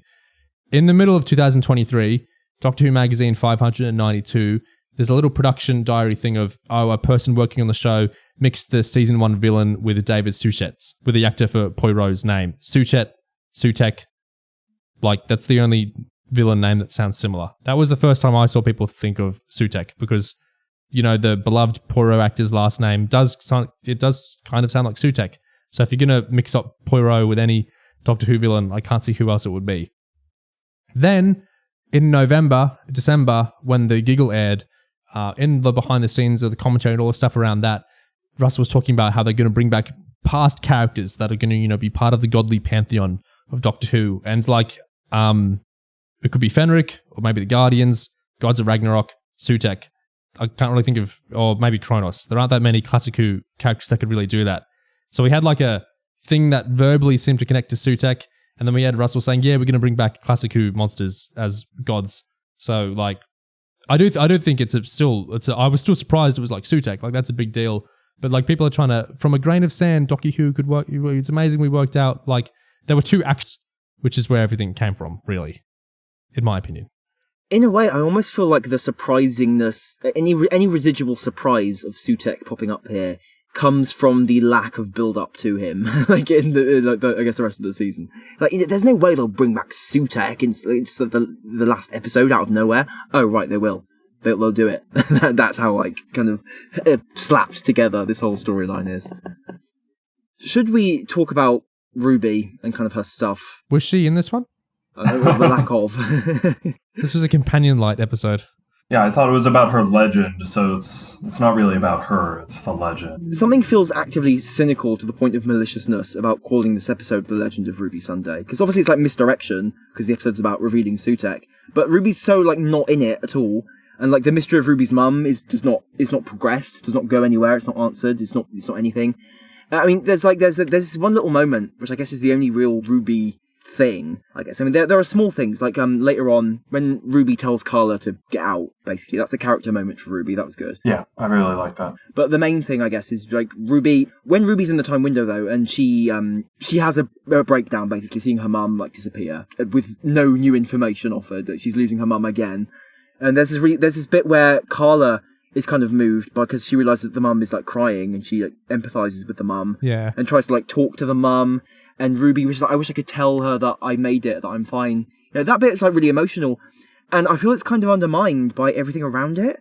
Because you know how in Boom, there was that bit where everything's getting really intense with the landmine, and then Splice, the little kid, is just watching a slideshow of antelope pictures, like, sitting next to the Doctor, and it's just really, really jarring, because she's not emotionally engaged with anything around her. She's just grinning like, hey, it's the antelope, while the Doctor's about to blow up. And it just feels like these things are clashing, and not really, like, feeding into each other at all, like atmosphere-wise. It just felt like something similar was happening here, because we're trying to do this really emotional, tear-jerking stuff with Ruby, and just, like, no one around is really engaged with it. The Doctor's just going like, oh, and then I ran back to the church, look, there I am, and then I did this, and I fought the goblins and this, and, like, no one is actually the emotional bit of this sequence, the bit that should really be the spine of the whole thing, the centerpiece of the whole thing, the centerpiece of the whole fucking episode, right? It's just a distraction. It's like an afterthought happening. It's like the time window stuff, you know, it's more interested in building up to the big scary blob floating, a demon floating somewhere in the corner, like, for like 10 minutes, than it is on the actual emotional story, the bit that you're supposed to feel things about, the bit that's supposed to connect to themes like family and abandonment and, and adoption and everything, all those things we were talking about so much throughout the season. So it's just, yeah, it's really frustrating that, you know, we were hoping, based on the title of this episode, that this would be an episode with some real stuff for Ruby that would address that complaint we raised earlier about the lack of character stuff in this season, and we just get the polar inverse of that, an episode where Ruby disappears, almost. Like, why is it like this? I think that the reason they couldn't give more, like, they couldn't follow her emotions to the natural conclusion in that scene, because it would have led to conflict with the Doctor, just standing there not doing anything as he's being pointed at, and there wasn't room for that in the episode. Like, I think it got totally, like, almost the sense of being written into a corner, of like, oh, there's nothing else for her to do emotionally in that scene, which is a shame. Yeah, it's just insane that there's that moment when, like, the Doctor's like, and then I walked away, and just no one reacts at all. He doesn't react. Like, no one. Yeah, when a bit later, when Morris is like, Doctor, I've got to ask you something, and Doctor's like, can it wait? And Morris is like, no, I really got to ask you this. I thought he was going to say, why did you do that? Why did you walk away? But no, he's just asking about the giant shadowy demon blob that's just appeared in the corner of the room. I think there's a lot of wasted dialogue in that sequence. I know, like you say, there's kind of a written yourself into a corner effect with it, but there's just so much wasted space there. I think you could have done a lot of other things with, like, the lines that you waste on the Doctor describing things happening that we already saw happen, like recapping stuff that happened. The Doctor just watching, oh my god, the woman's walking away. Oh my god, it's Christmas and it's snowing and there I am. I've arrived in the TARDIS and I'm going to the church and I'm fighting the goblins and I'm coming back in the room. It's just almost Chib-esque in terms of, like, visual big finishy, just describing things happening on screen. Really just feels like it's a slog. It's a real slog. There's also, like, the really long period between Chidozi disappearing and everyone asking, like, Chidozi, are you there? Even though he's, like, obviously dead. He's not reacting to it. Like, oh, Chidozi, report now. Where are you? Please talk to us. That also feels dragged on for an eternity. I liked Ruby telling Carla to leave, like you mentioned. I thought I liked that moment a lot. Yeah. Reminded me kind of Army of Ghosts, Jackie Rose. Rose/Ruby are stronger, more active, you know, in charge characters now, but it's not necessarily even the right instincts they're having. It's just, you know, this is the way I see the world now, and this is what I see is important. It's like they're more like the Doctor I like that the episode isn't playing it like, and is that a bad thing that Ruby thinks this is important? But it's just nice to see the character has changed in a way. So that's nice development. I have a couple pet peeves that I'm hoping to run through. Go ahead. We hear that Sue, is an IT genius and that she's releasing her technology to the world. First off, I think IT genius is a very strange phrase. Like, just for, like, I've never heard anyone describe anyone, like any CEO, as an IT genius. But also, there's no explanation of what the nature of the technology is that she's releasing to the world, unless I missed it. I think we hear that it's going into everyone's house for free. Yeah. And that's it. I feel like this would have been a great opportunity to up the stakes for, like, oh no, Sutek is actually the one behind this. God, I genuinely don't know what could fill the gap, but there should have been something. Yeah, that feels like RTD trying to have his cake and eat it too. Like, oh, I'm doing big commentary on tech, but I'm just not going to say. I'm not going to actually write it. Like, I'm not going to fill in the blank of what the fuck the tech is or what it's supposed to be doing. So that's one pet peeve. Another one is the whole thing with Susan. Kate saying, you know, that conversation with Kate and the doctor about the granddaughter and RTD. I mean, clearly this is setting something up either for the next episode or for next season. But he also managed to totally scupper all the established discussion of Susan with the idea that the doctor hasn't had kids yet, that Susan is a granddaughter from his future. I really don't. Not only does this contradict previous things from RTD where the doctor has talked about being a father, including, I believe, in the anniversary specials. It was like within the last 10 episodes. Yeah, I don't know what to make of that. I don't want to be one of those people who's like, no, the canon. And I'm not doing that.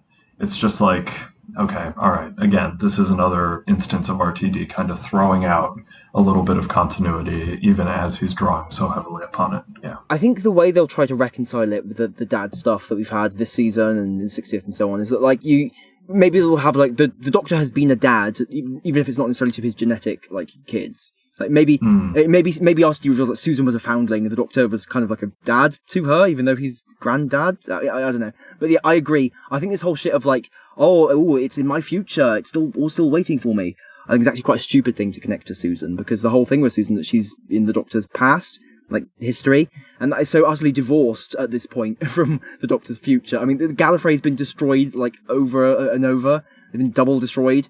We're moving forward with the Time Lords. The Time Lords are completely gone. Mm-hmm. So how on earth are you going to try and connect the history of the Time Lords and the Doctor to stuff that's still happening in the future, thousands and thousands of years later for the Doctor? It's just these things do not click together. The emotions are all fucking out of whack. So I don't think that's going to end well, whatever RTD is trying to do with it. Yeah, I think the idea that Susan's necessarily just the Doctor's normal granddaughter, there could be some loom fuckery going on in there. That's not some crazy idea. But yeah, I don't like the idea of actually distorting whatever kind of the idea that the Doctor. I don't mean to say that. It just feels like timey fuckery for its own sake. I'm not super excited about that. Yeah, I hated that. After the episodes have done the dad thing before, and like Gig said, this season has done it with boom, dad to dad. Why get rid of? What possible gain is there to get rid of that and make it a timey-wimey thing instead? I don't get what we're gaining there. I think it's astonishing that there have been so many different alternate explanations of where Susan came from in the expanded universe, and all of them have avoided this idea. It's like I thought that all of the ideas had already been explored between, she's not really the Doctor's, it was the other's granddaughter, and the Doctor was loomed, blah, blah, blah. Or, that this is literally the first Doctor's granddaughter, or one of the Morbius Doctor's granddaughters, I guess. Yeah, and RTD has chosen a totally different path, and I don't like it. Yeah, and this idea that in your future you're going to have kids is actually just it's a weird idea. Actually, in the first place, it's a very strange thing to do. Yeah, emotionally, does the Doctor not get a choice in that? Is it reproduction enforced on the Doctor? What's going on there? Yeah, I'm not a huge fan of that. It would have come up in the River arc. Yeah, I don't know. There's so many times this would have been relevant. Anyway, about that Susan conversation. And what he says to Kate there and what Kate says in response, I think I've seen a lot of positive feedback for that scene. It's really emotional and stuff, and Kate's great. And I like the phrasing when the Doctor says, "What if I ruin her?" For why he doesn't go back and visit Susan. It's kind of it sounds like she's a a masterwork or a story or something. He's worried that if he tries to like reboot it, the story, he'll end up fucking it up, like, you know, like RTD ruining Sutek or something like that. You know, that's a fun way of phrasing it. I would say I wasn't hugely impressed by that exchange though, because it just feels like the Doctor's whole motivation there is, oh, I bring disaster, and Kate's like, no, you bring joy. And I mean, the truth is that the two things are not a binary, are they? Because the Doctor doesn't just bring disaster or just bring joy. The point is that life is actually like a hybrid of all those things. You know, those things connect to each other. You can't have one without the other often. So it's kind of the point is rather that the joy is worth kind of the pain almost. So it just feels like rather than go anywhere that just provides some sort of interesting emotional insight, it's just like we're just sticking in with the same kind of crude thinking. Like, it just feels like a crude motivation on the part of the Doctor and a crude response from Kate. It just feels like all the emotional moments that we could have in this episode feel very narrow in scope. Like in their emotional scope. And same goes for the Doctor being like, oh god, I sent the guy forward into the blob and he died. Oh, I'm punching walls. And Mel being like, no, it wasn't your fault. Now get up and fix it. It just feels like really like skeletal rehashes of beats that feel really over familiar. It doesn't feel like we're actually plumbing like a really specific emotional territory for this Doctor. It just feels like kind of like the kind of surface level stuff. Do you think that does it sound at all accurate to you? Yeah. This is crap. I would say the cliffhanger itself, the ending, like the last beat of it. So when Skull Susan kind of holding her hand out at the Doctor, and the Doctor's like pulling this like face, just like frozen like face for ages. That didn't feel like a very effective ending point either. To be honest, I was super expecting this episode to end, I mean, like Sound of Drums or like Pandorica with the actual end of the world. Like, Sutek unleashes a giant dust cloud and kills everyone, and that's the cliffhanger. I think that would have been pretty effective. I feel like the version we get here feels like a bit of an anticlimax. Oh my god, she's standing there and she's got her hands outstretched. Fuck. And, you know, even like the Doctor's reaction feels very inert there.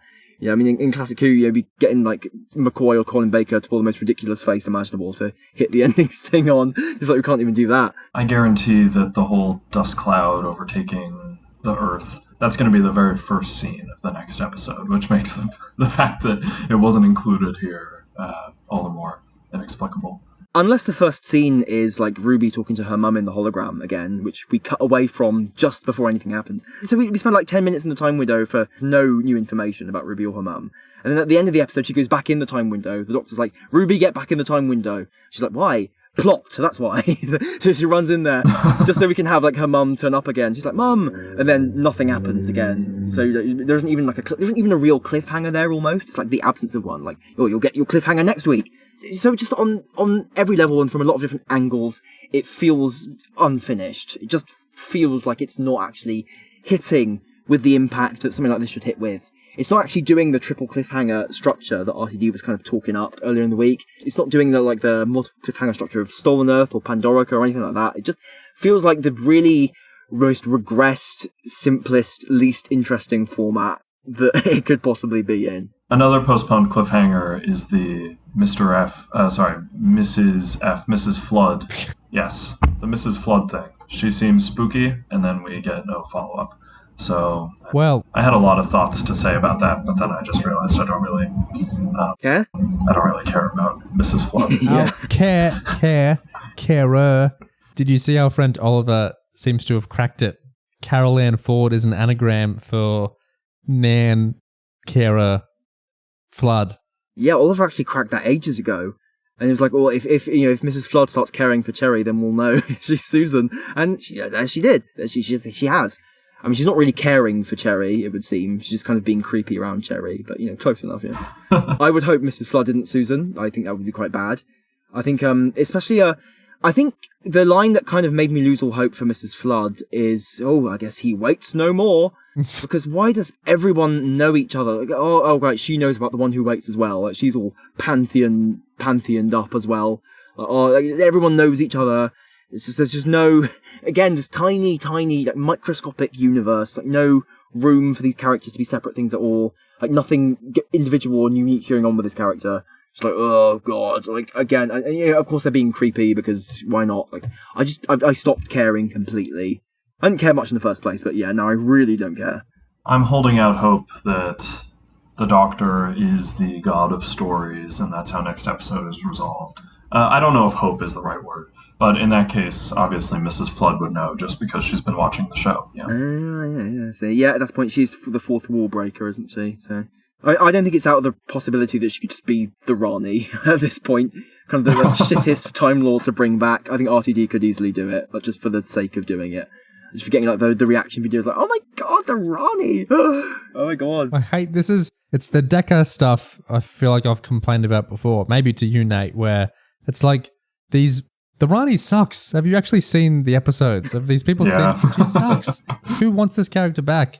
Like, I'm sure some of our listeners do, so I'm sorry. I care about you guys and I respect you, but a lot of these people, I feel like they know these characters from wikis and then they want them back. It's like Nate at the start of the discussion mentioned like this ecosystem that RTD might be wanting to get into, like that Star Wars and the Disney Plus shows have, where it's like the content farming of, we talk about the speculation. It's like what Red Letter Media's Nerd Crew parodies, basically. Those content farming kind of things of speculation.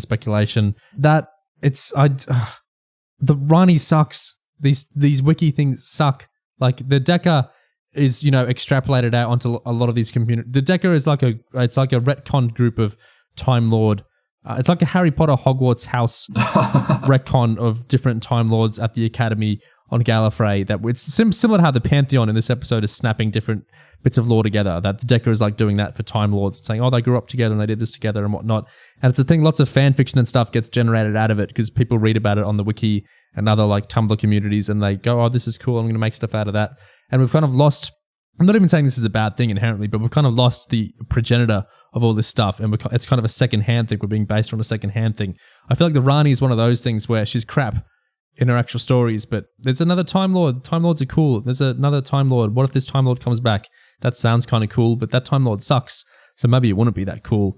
It's like this whole second-hand copy of a copy thing. And I guess that was part of our Sutek complaint in this episode, was this doesn't feel hugely like cool Pyramid Sutek. I don't know. I don't. It's like the ghostly VHS time window stuff where it's like these copies of simulations. I don't like that stuff, but yeah.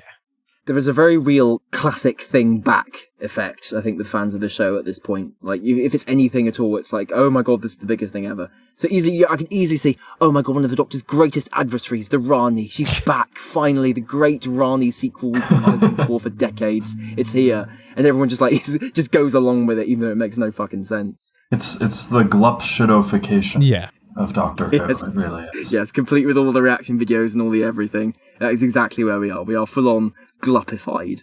I have an unanswerable question to you two. I think it's going to be a real battle for you guys to answer, to do with what you want out of Empire. If you had to choose, would you prefer lots of actual character-based scenes for Ruby that give her lots of material, or would you prefer lots of great character-based scenes for Sutek that are true to his Pyramid's characterization?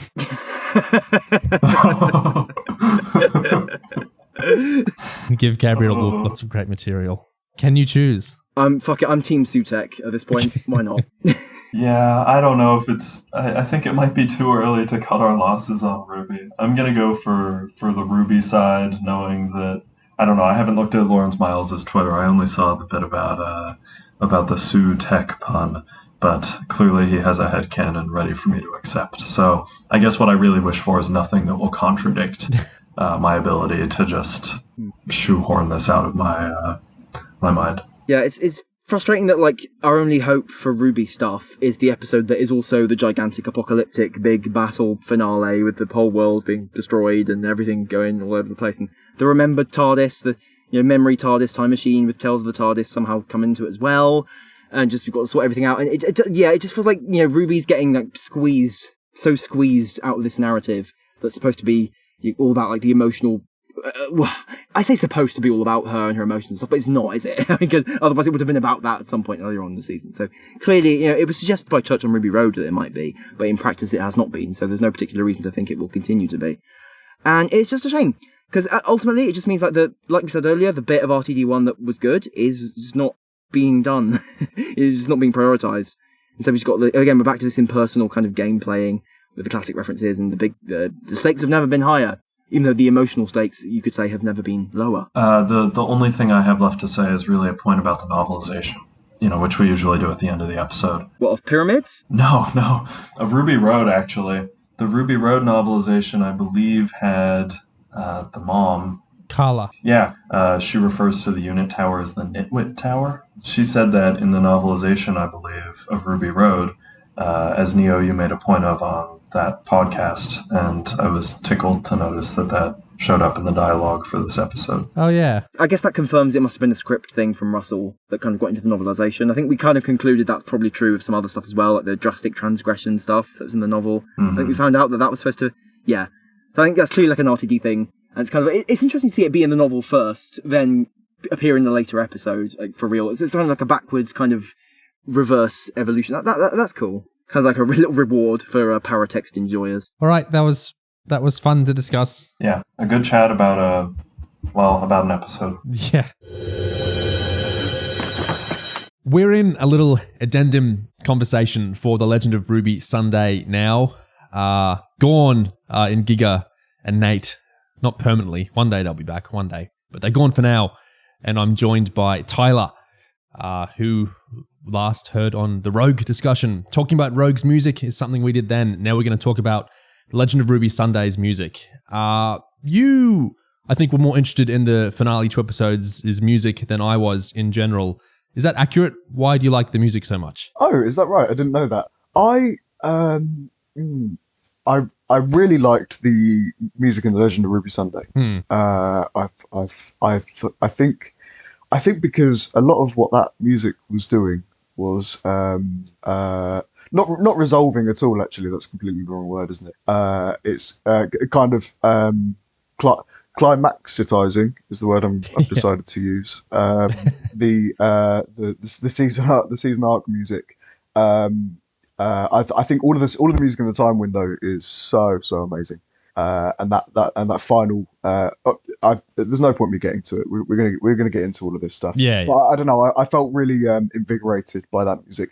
And then there's still some stuff. You can always trust Murray Gold, regardless of the quality of a story, an episode to deliver. So there is some great stuff in Empire of Death. But yeah, particularly Legend of Ruby Sunday, I really, really thoroughly enjoyed that stuff. Yeah. So the opening of Legend of Ruby Sunday, the first bit of music we'll hear it's literally the opening. It's from the first second of the episode. A doctor on the bridge, TARDIS flying into London. Let's have a listen to that.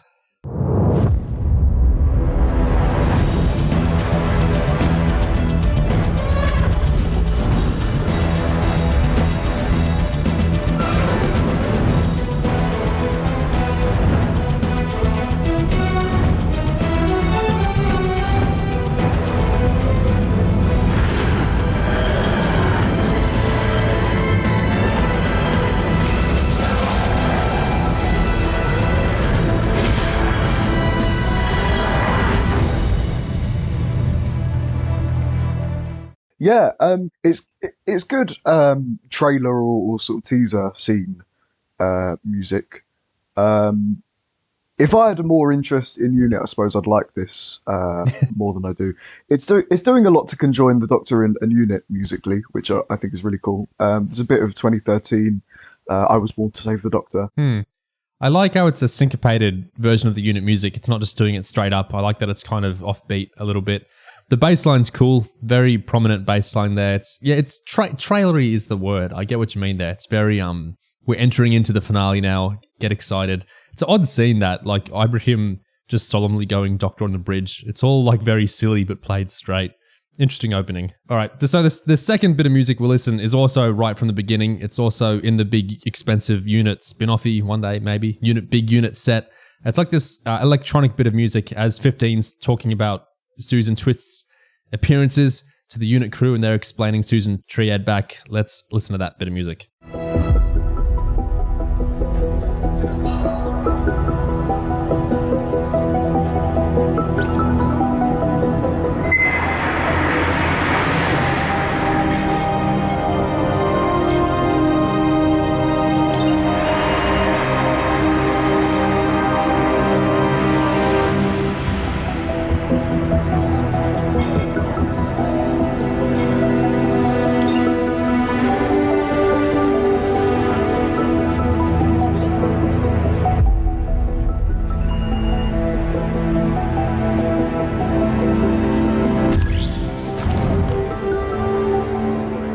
Yeah, this one's cool, isn't it? It's reminded me of a couple of things.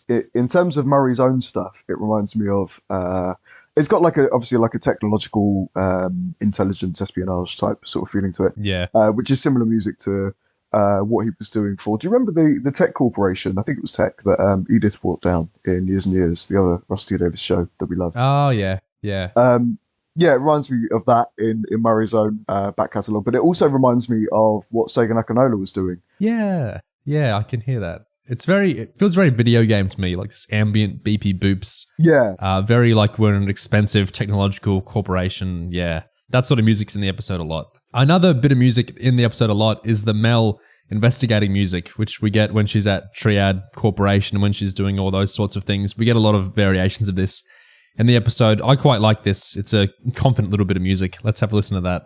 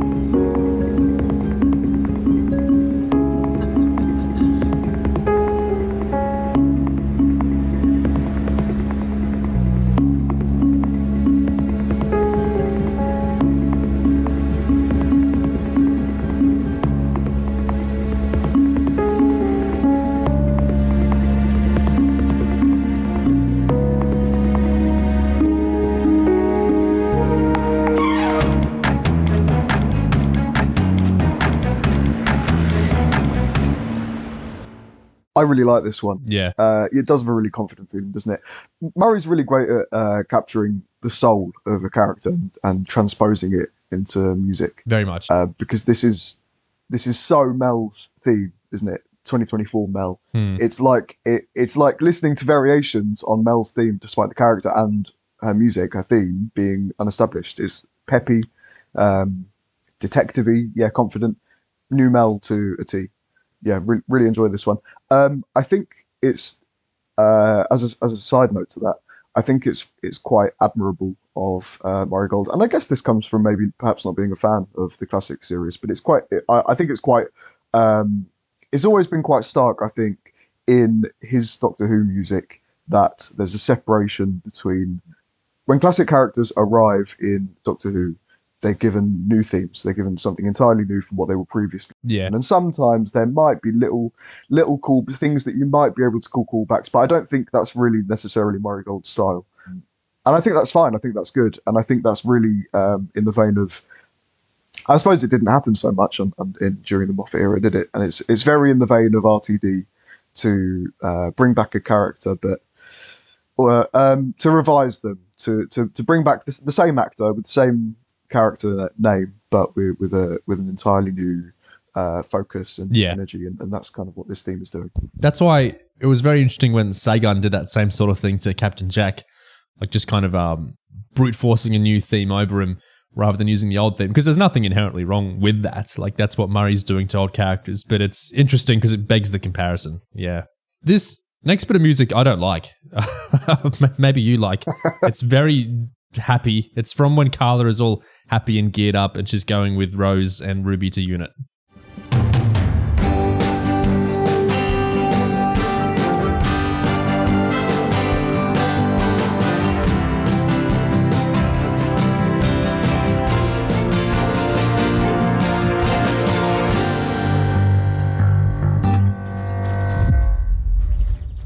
No, I don't like this either. I was a bit taken aback by this one on initial viewing. It sounds it sounds like a morning magazine show, like an opening jingle. Yeah, you know what I mean. It's got like a. Do you remember Bar Biker? Yeah. From the Series 7 opener. It has that energy to it, and yeah, that's not really for me. Although, you know, I can respect with Murray Gold that this is good for someone else's ears. So there's something to this. This is doing something. It's not doing anything for me, but it might do something for someone. Well, the next bit of music we both like a lot. So this is when the time window is first activated. A really cool bit of music. Let's hear that one.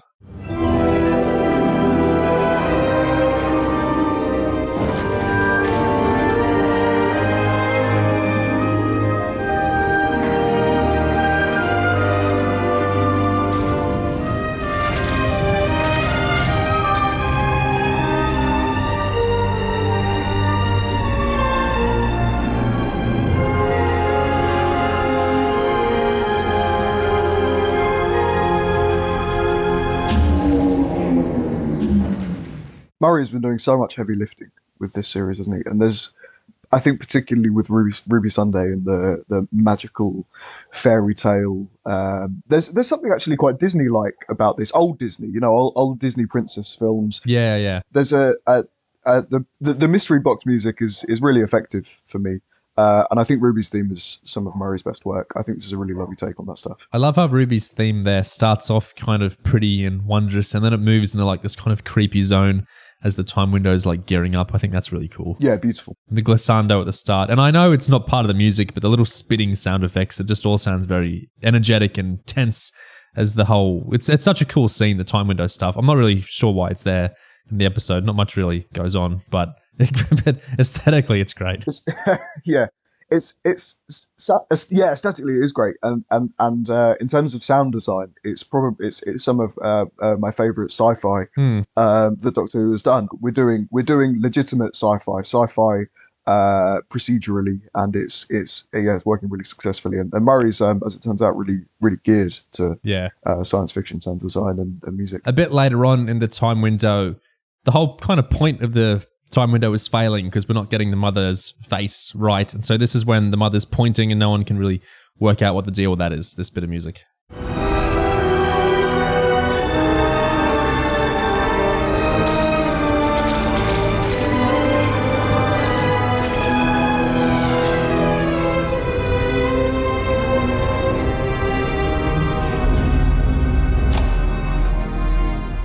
I think, why don't you go ahead and say something about this, because I think you have something to say about it. Well, that, however you want to slice the descending bit of music we get in season 1 all the time, we've got that descending thing there. And then I like how it's kind of in the vein of what Ruby's theme was doing earlier in the time window on the strings and everything, but it's very dramatic and sad now. It feels like things are breaking apart. And then the descending chromatic thing fits really well into there.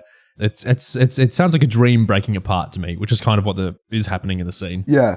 I think that descending that motif. I don't think it's in the same realm as that one that we hear a lot, but it's not the same thing. And I think in fact really it's kind of a spiral downwards, like sort of like you say, a kind of regrounding or a shifting of perception. Yeah. As opposed to, I think later, and I won't dwell on this. We'll come to it, but there's I feel similarly about the Master Vanglorious stuff. Oh yeah. I think a lot of this stuff is as opposed to it being strictly references to previous things. I think it's more like a effective finale first part of the two-parter music. A bit further on in the time window sequence, when the Colonel is lost and we don't know he's Sutek yet, but we got this creepy voice stuff, and then the time window stops working.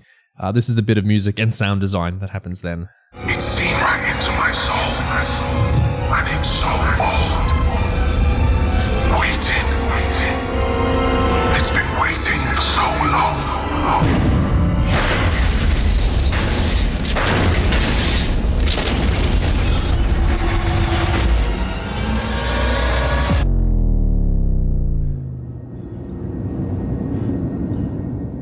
Actually, that rising high pitched tension build stuff here reminds me of the Master of Inglorious, and I hadn't realised that until now. Yeah. So I'm glad that got a little prize just to kind of scratch that itch. The bass drop sound effect is so cool. I think it's Doctor Who doesn't normally do stuff like that sort of sound design. I was really surprised to hear it in a good way. No, yeah, I was just about to say, I'm not sure that Murray or Doctor Who has ever done that before. It's very in the vein of contemporary sci-fi. Really, really cool. That would have played so well in the cinema, like our friend Nilso and Virgil when they went and saw the finale in the cinema. I bet that would have sounded really, really cool. The big bass drop there. Yeah, I hadn't thought of that. I suppose perhaps it was designed with that in mind. Maybe. Yeah, maybe. Yeah. So I'm kind of moving on from the window stuff. Now that the window is closed and that unit colonel Manchester guy is dead, we get a bit more music from that little bit there. Let's listen to that.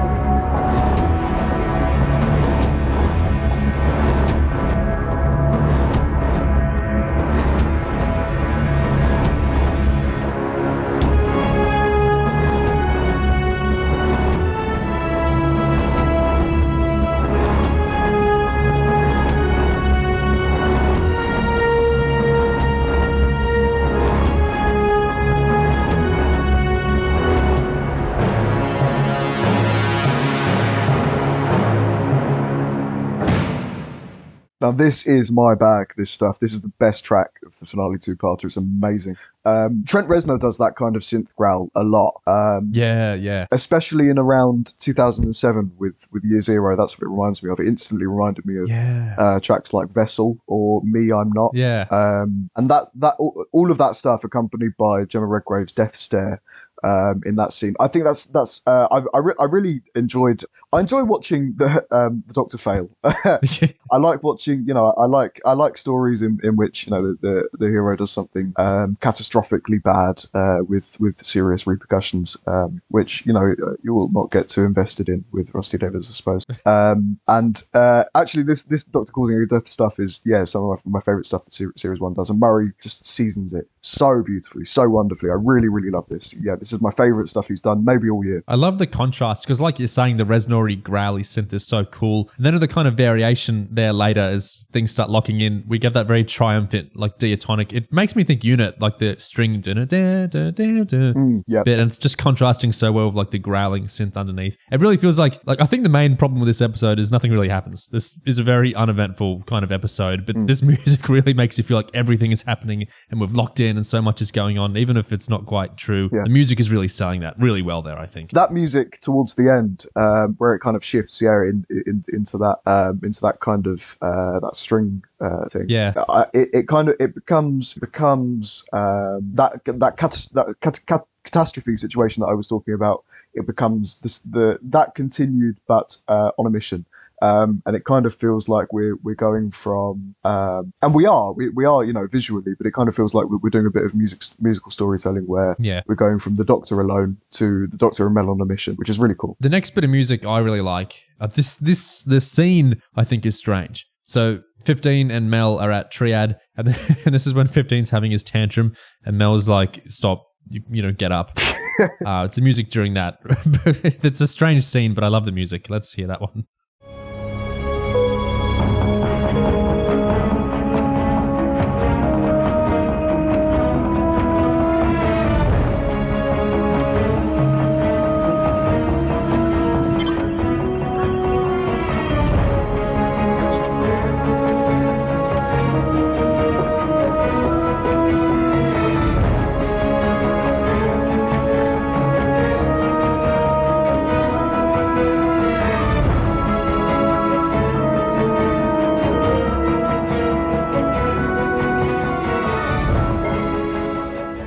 This is a nice reframing of what Mel can mean for Doctor Who. I guess both the show and the character. I like that we're a lot of this stuff. Yeah, feels like espionage and characters on a mission, and this one's no different from that. I really like the unit theme earlier. It's not the rhythm that 15's theme is usually at. We've kind of syncopated it in an interesting way, and it kind of homogenizes it with the investigating music from earlier. But I think that's cool. And we have our little descending 5-note thing there. 15's theme is just so great. It's weird because I don't feel like much is actually happening in the scene or the episode, but Murray is really making me like go, yes, everything, if it's all going, everything's kicking on ahead, if it's not quite true. But that music really helps. The next bit of music is the famous, infamous master, however you want it. It's Harriet is become the harbinger. The real Susan Twist triad is freaking out. Ruby's rushing to the time window. This is the music that plays at first, then.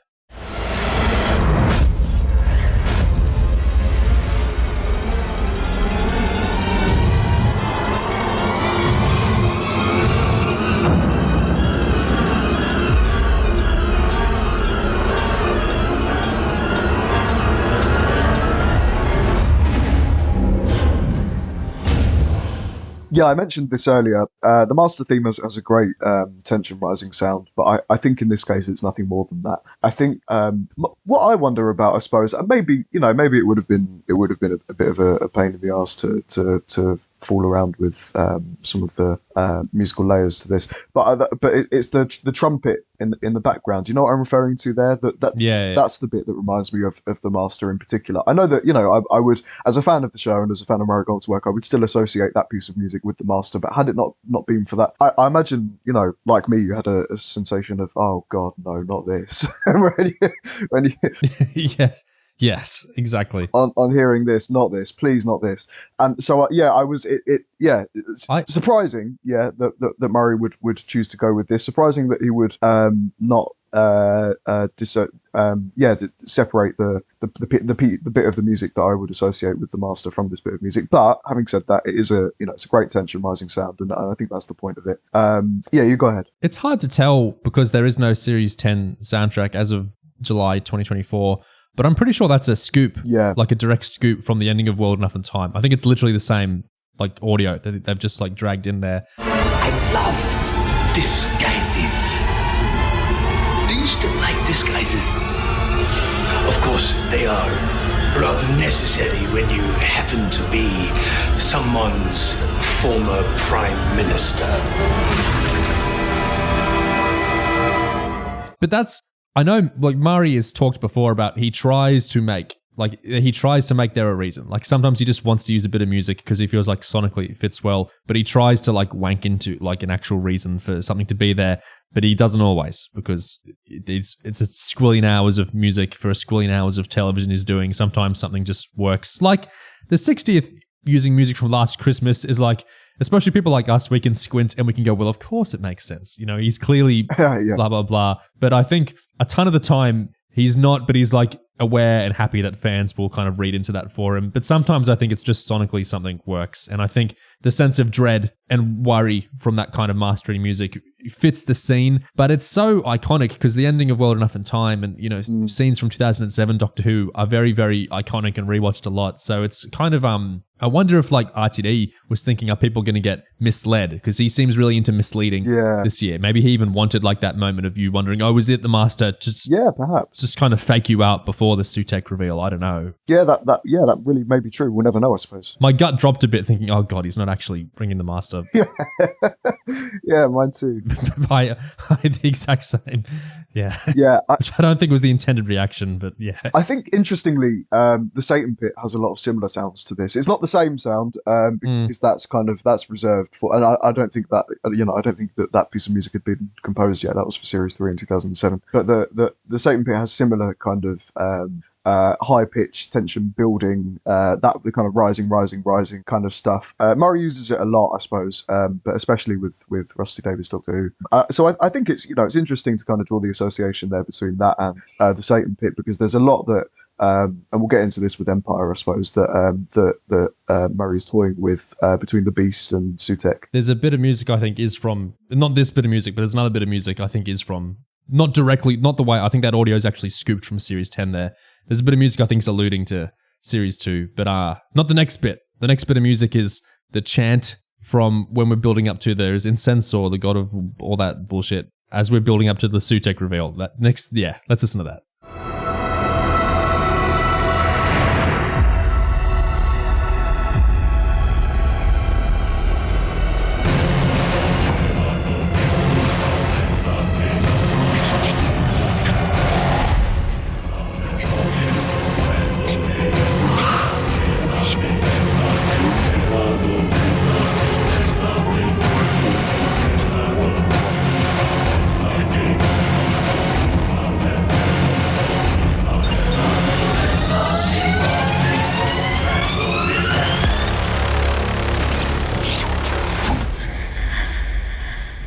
This one doesn't so much work for you, does it? I mean, I like the bass drop at Sutek. I think that's cool. Yeah. I like the guitar. Like, there's two guitar things going on there. There's like the crunchy palm muted stuff in the background. And then I'm not quite sure some interesting effect is happening with the main guitar stabby thing. I'm not quite sure what they're doing there to make it like sound. The volume kind of goes up. I'm not quite sure what they're doing, but it sounds cool. The thing I don't like, and I'm the least qualified person to talk about this, something about the chanting just kind of, I don't know. It's very Yeah, you kind of bristle at it a little bit. You kind of have to. It's so cliche. I'm not even stepping into the pyramids, Egypt. I'm not even stepping into that. I'm just saying musically, it's just very evil demon-y thing, and we're doing evil chant in other language. It's just a little bit over-egged for me, maybe. Yeah, I don't feel like I have a leg to stand on in that discussion. But I like this music a lot. I like this a lot. And if we ever get a music release, this is the one that I'll be coming back to all the time. This and that other one we've already discussed. This is one of the 3 or 4 pieces of really, really wonderful music, I think, from Legend of Ruby Sunday. I find it very energizing. Yeah. And I love those guitar stabs, rhythmically punctuating those chants. Yeah, I think it's really cool. I think the scene worked for me as well. You know, I know we're not talking specifically about the scene, but while we're on the discussion, it kind of everything came together in that moment for me. Although, I won't talk about the gripes with the episode and whatnot. But in that particular moment, with that particular actress and this music and the way that all of these kind of nothing storylines converging on one another and playing out at the same time, that really works for me. That was really cool. And this is such a great piece of music to punctuate that with. Yeah, the last bit of music in the episode is the big doggy is out, the dog's out of the kennel. Sutek's talking himself up as the god of blah, blah, blah and everything. Yeah. It's the ending music. Let's have a listen to that.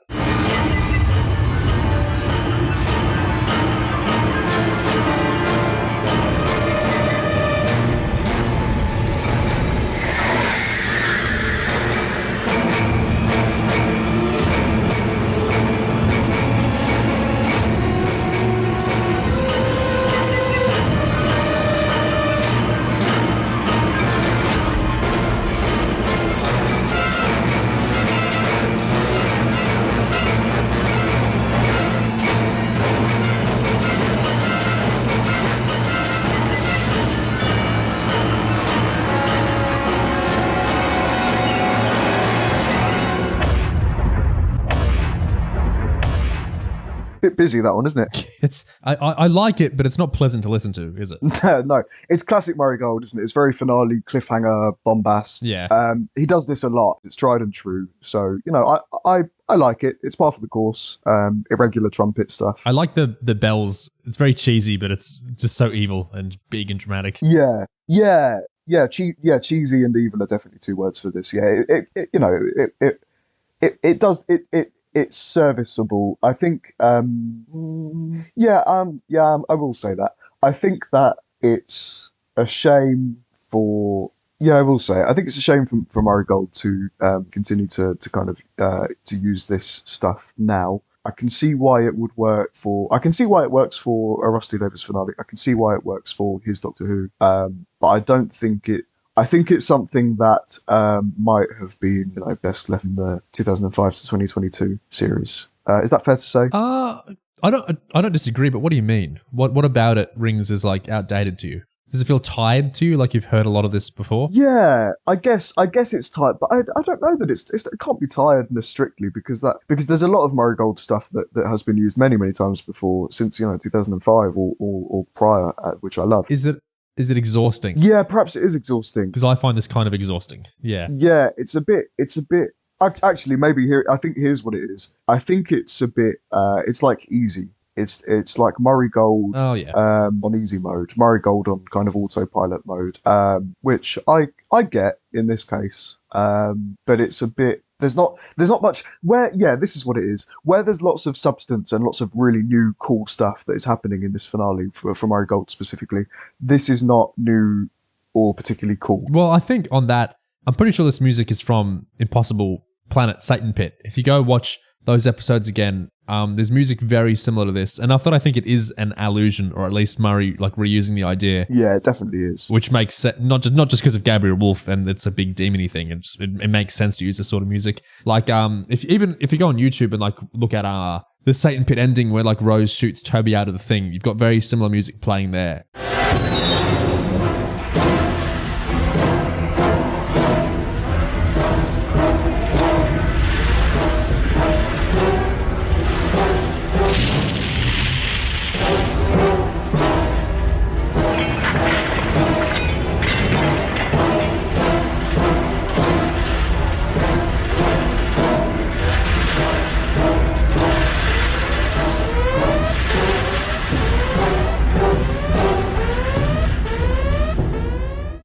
I think this is one of the intentional ones, not one of the unintentional ones. It's very I agree. It reminds me of Classic Who. I love some Classic Who scores, but a lot of Classic Who scores are like, I enjoy the music while I'm watching the episode, and there's nothing wrong with this, but it's not music I would listen to outside of the episode. The way like I'll happily listen to scores of some classic serials, and a lot of Murray music I'll listen to, and a lot. Sagan is kind of the funny one in that I prefer listening to his music free the episodes rather than watching them in the episodes. Oh yeah, definitely. That's not even totally a diss of Chibnall's writing. That's also just the music is mixed really weirdly in Chibnall's era. It's very kind of hard to discern. Anyway, this music.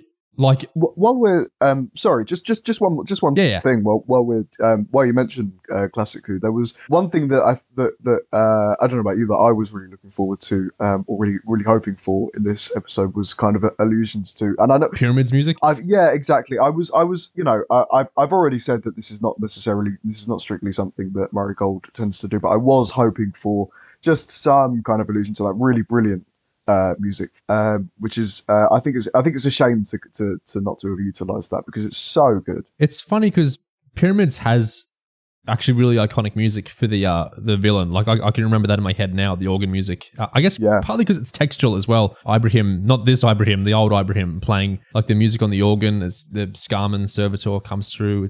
There's a lot of really iconic music in Pyramids, but it's why I was so hypocritical in Chibnall's ear to be like, well, Sagan, you really could be homaging Murray here. It's such a hypocrite because Murray never does that to Classic. And sometimes I wish he would.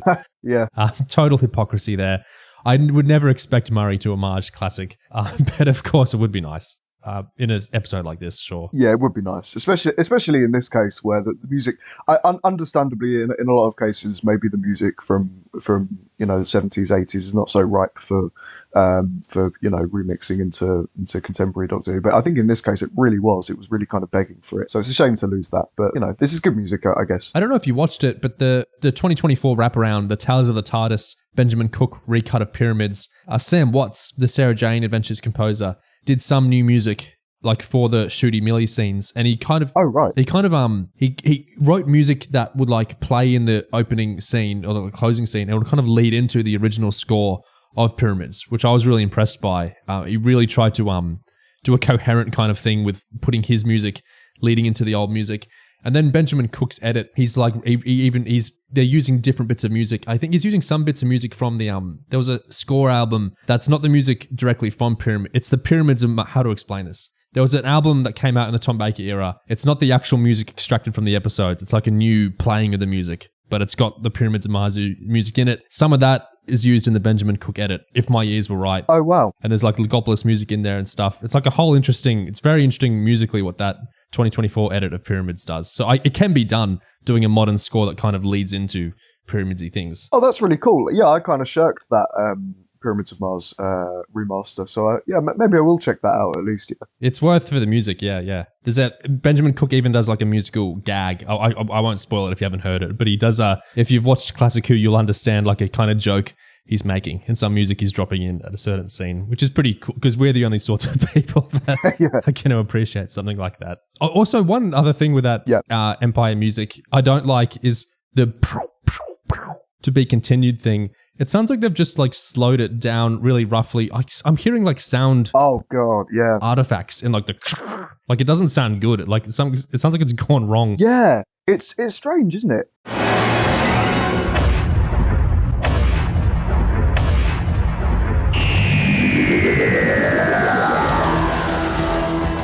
If you listen to the ending of Stolen Earth, it sounds normal.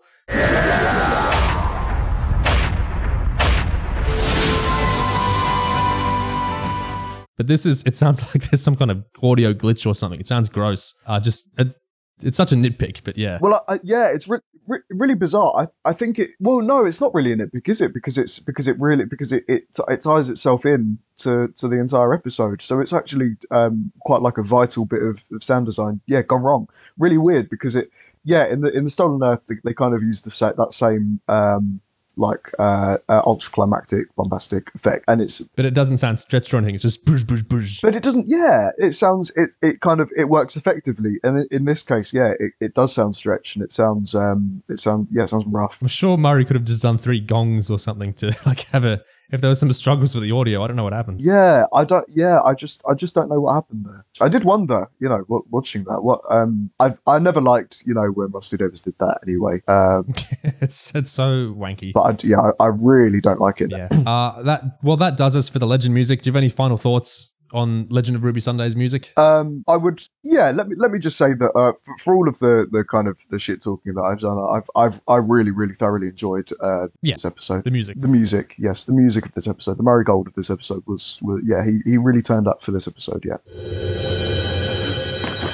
And off goes Tyler, and back comes Gig. To get the timelines clear here, the main episode discussion with Nate and Gig and myself was recorded the day after Legend first aired.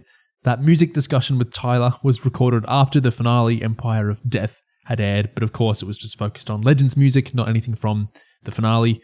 This final little addendum talk, this little pickup talk now between Gig and myself is focused on some information from a Doctor Who magazine that came out after Legend, but shortly before the finale, but it contained some new details for both.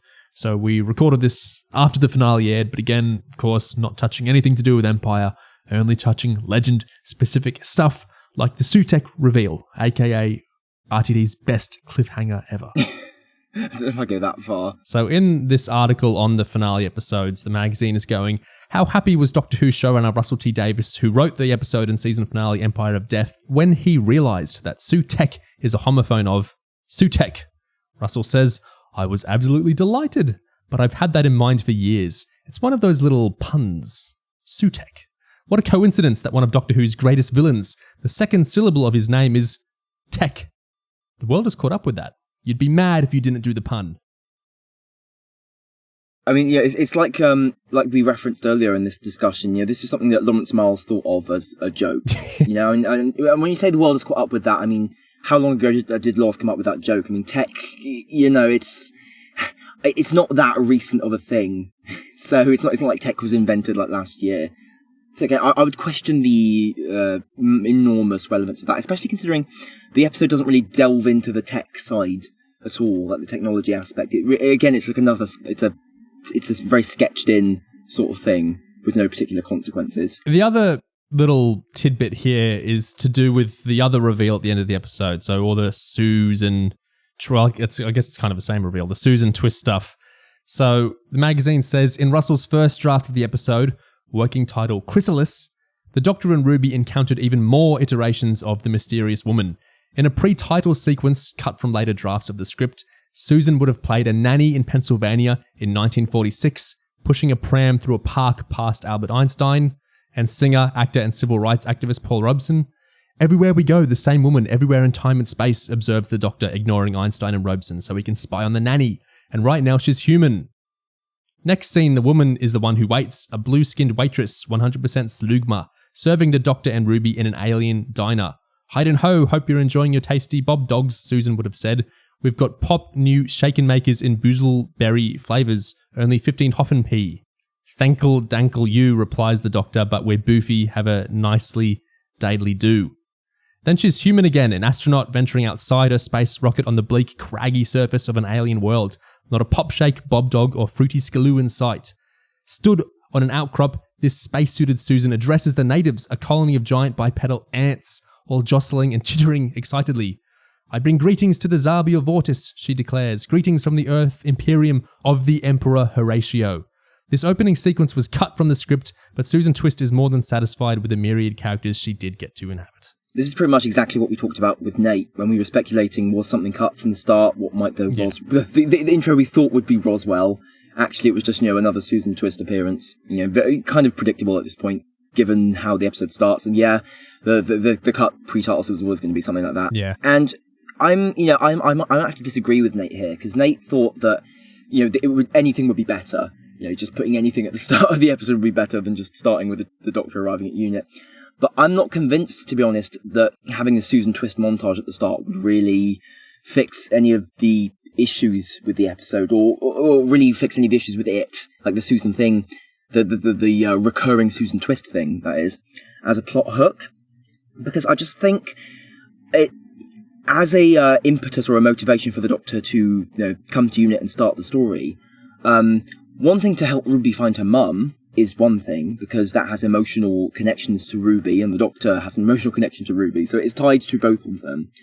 Whereas this thing about Susan Twist, it's ultimately the emotional link there isn't strong. It's like a mild curiosity. They might as well be asking, why does the Cardiff Temple of Peace show up so often in the show? Like, why do so many specific places in Cardiff show up around the cosmos? And and I think that'd be quite fun, actually. Why is Cardiff the centre of the universe? Whereas recasting an actor in more than one episode, it's so commonplace for Doctor Who. I think maybe possibly their reason for cutting that from the script, well, probably just really ran out of money. That's probably the more realistic one. But also think the fact that they didn't consider it necessary, ultimately, if they were cutting costs, they thought, well, we'll just get rid of this, is that, well, how strong of an opening to an episode is that? How actually, how convincing is that as a hook into your season finale? Because ultimately you're just doing a thing that is very visibly to your audience, just reuse of an actor. I think it's very easy to do. I think I think something like that, almost putting a montage of that all together, I dare say it risks almost shattering the illusion of the show, or the magic of the show a little bit. Like, yeah, well, this is literally just a fourth wall kind of meta thing, rather than something that is a serious existential universal conundrum. Yeah. I suppose one thing to add there, obviously earlier on in this legend discussion, I kind of complained about how kind of pointless I found a lot of the Susan, recurring Susan stuff. I would say, without kind of going into the next episode, I do feel like there is sort of like there is more of a narrative purpose to it, I guess, that gets revealed, but not like a massive one. So I should at least acknowledge that. I think the Zarbi, that's cute. The Einstein Mel, Time in the Rani reference, that's kind of over-egging it at that point. I get what you mean with the fourth wall would be lent on very, very hard, I think, in this cut opening. It does sound fun, but I think the structure of the episode is broken beyond a better cold open or a different cold open really fixing it. I think it's kind of terminal, the whole episode, so... Yeah, the problems continue long after the opening titles. It's not a case of just, right at the start. Regarding the Zarbi, I'm kind of a bit over stuff like, here's like a 2-second cameo of a classic Who thing, clap everyone. It's like the opposite of really engaging with something like the Web Planet, which is so fascinating and strange in all its funny little ways, and the Zarbi, which are so unique. I feel like if you're going to bother doing that stuff at all, you might as well do it properly, or actually challenge yourself. Like, what would a Zarbi story look like in 2024? And if you can't really do that, and just don't bother, I just find you see the Zarbi for 2 seconds, woohoo! I feel so respected as a classic Who fan. I feel like stuff like that's quite superficial, ultimately. Yeah, Russell with Gridlock, he engaged with a classic villain in an interesting way, so he can do it, but. Yeah. Those cute little shout-outs are a different thing. Yeah, the macro were not only part of that story, but also even kind of the future society in Gridlock. There is kind of a tangential connection there between that and I guess the world of the Macro Terror. Totally. Like it's not just like a completely random thing. It's kind of an iteration. So yeah, more stuff like that would be super interesting. Whereas the use of Sutek here is maybe not what I was hoping for in that respect. And that wraps us up the final time for the Legend of Ruby Sunday. Let us know your thoughts on the penultimate episode, as well as your thoughts on Nate's thoughts, Gig's thoughts, my thoughts. What are the thoughts? Let's swim in the thoughts. Thank you for listening.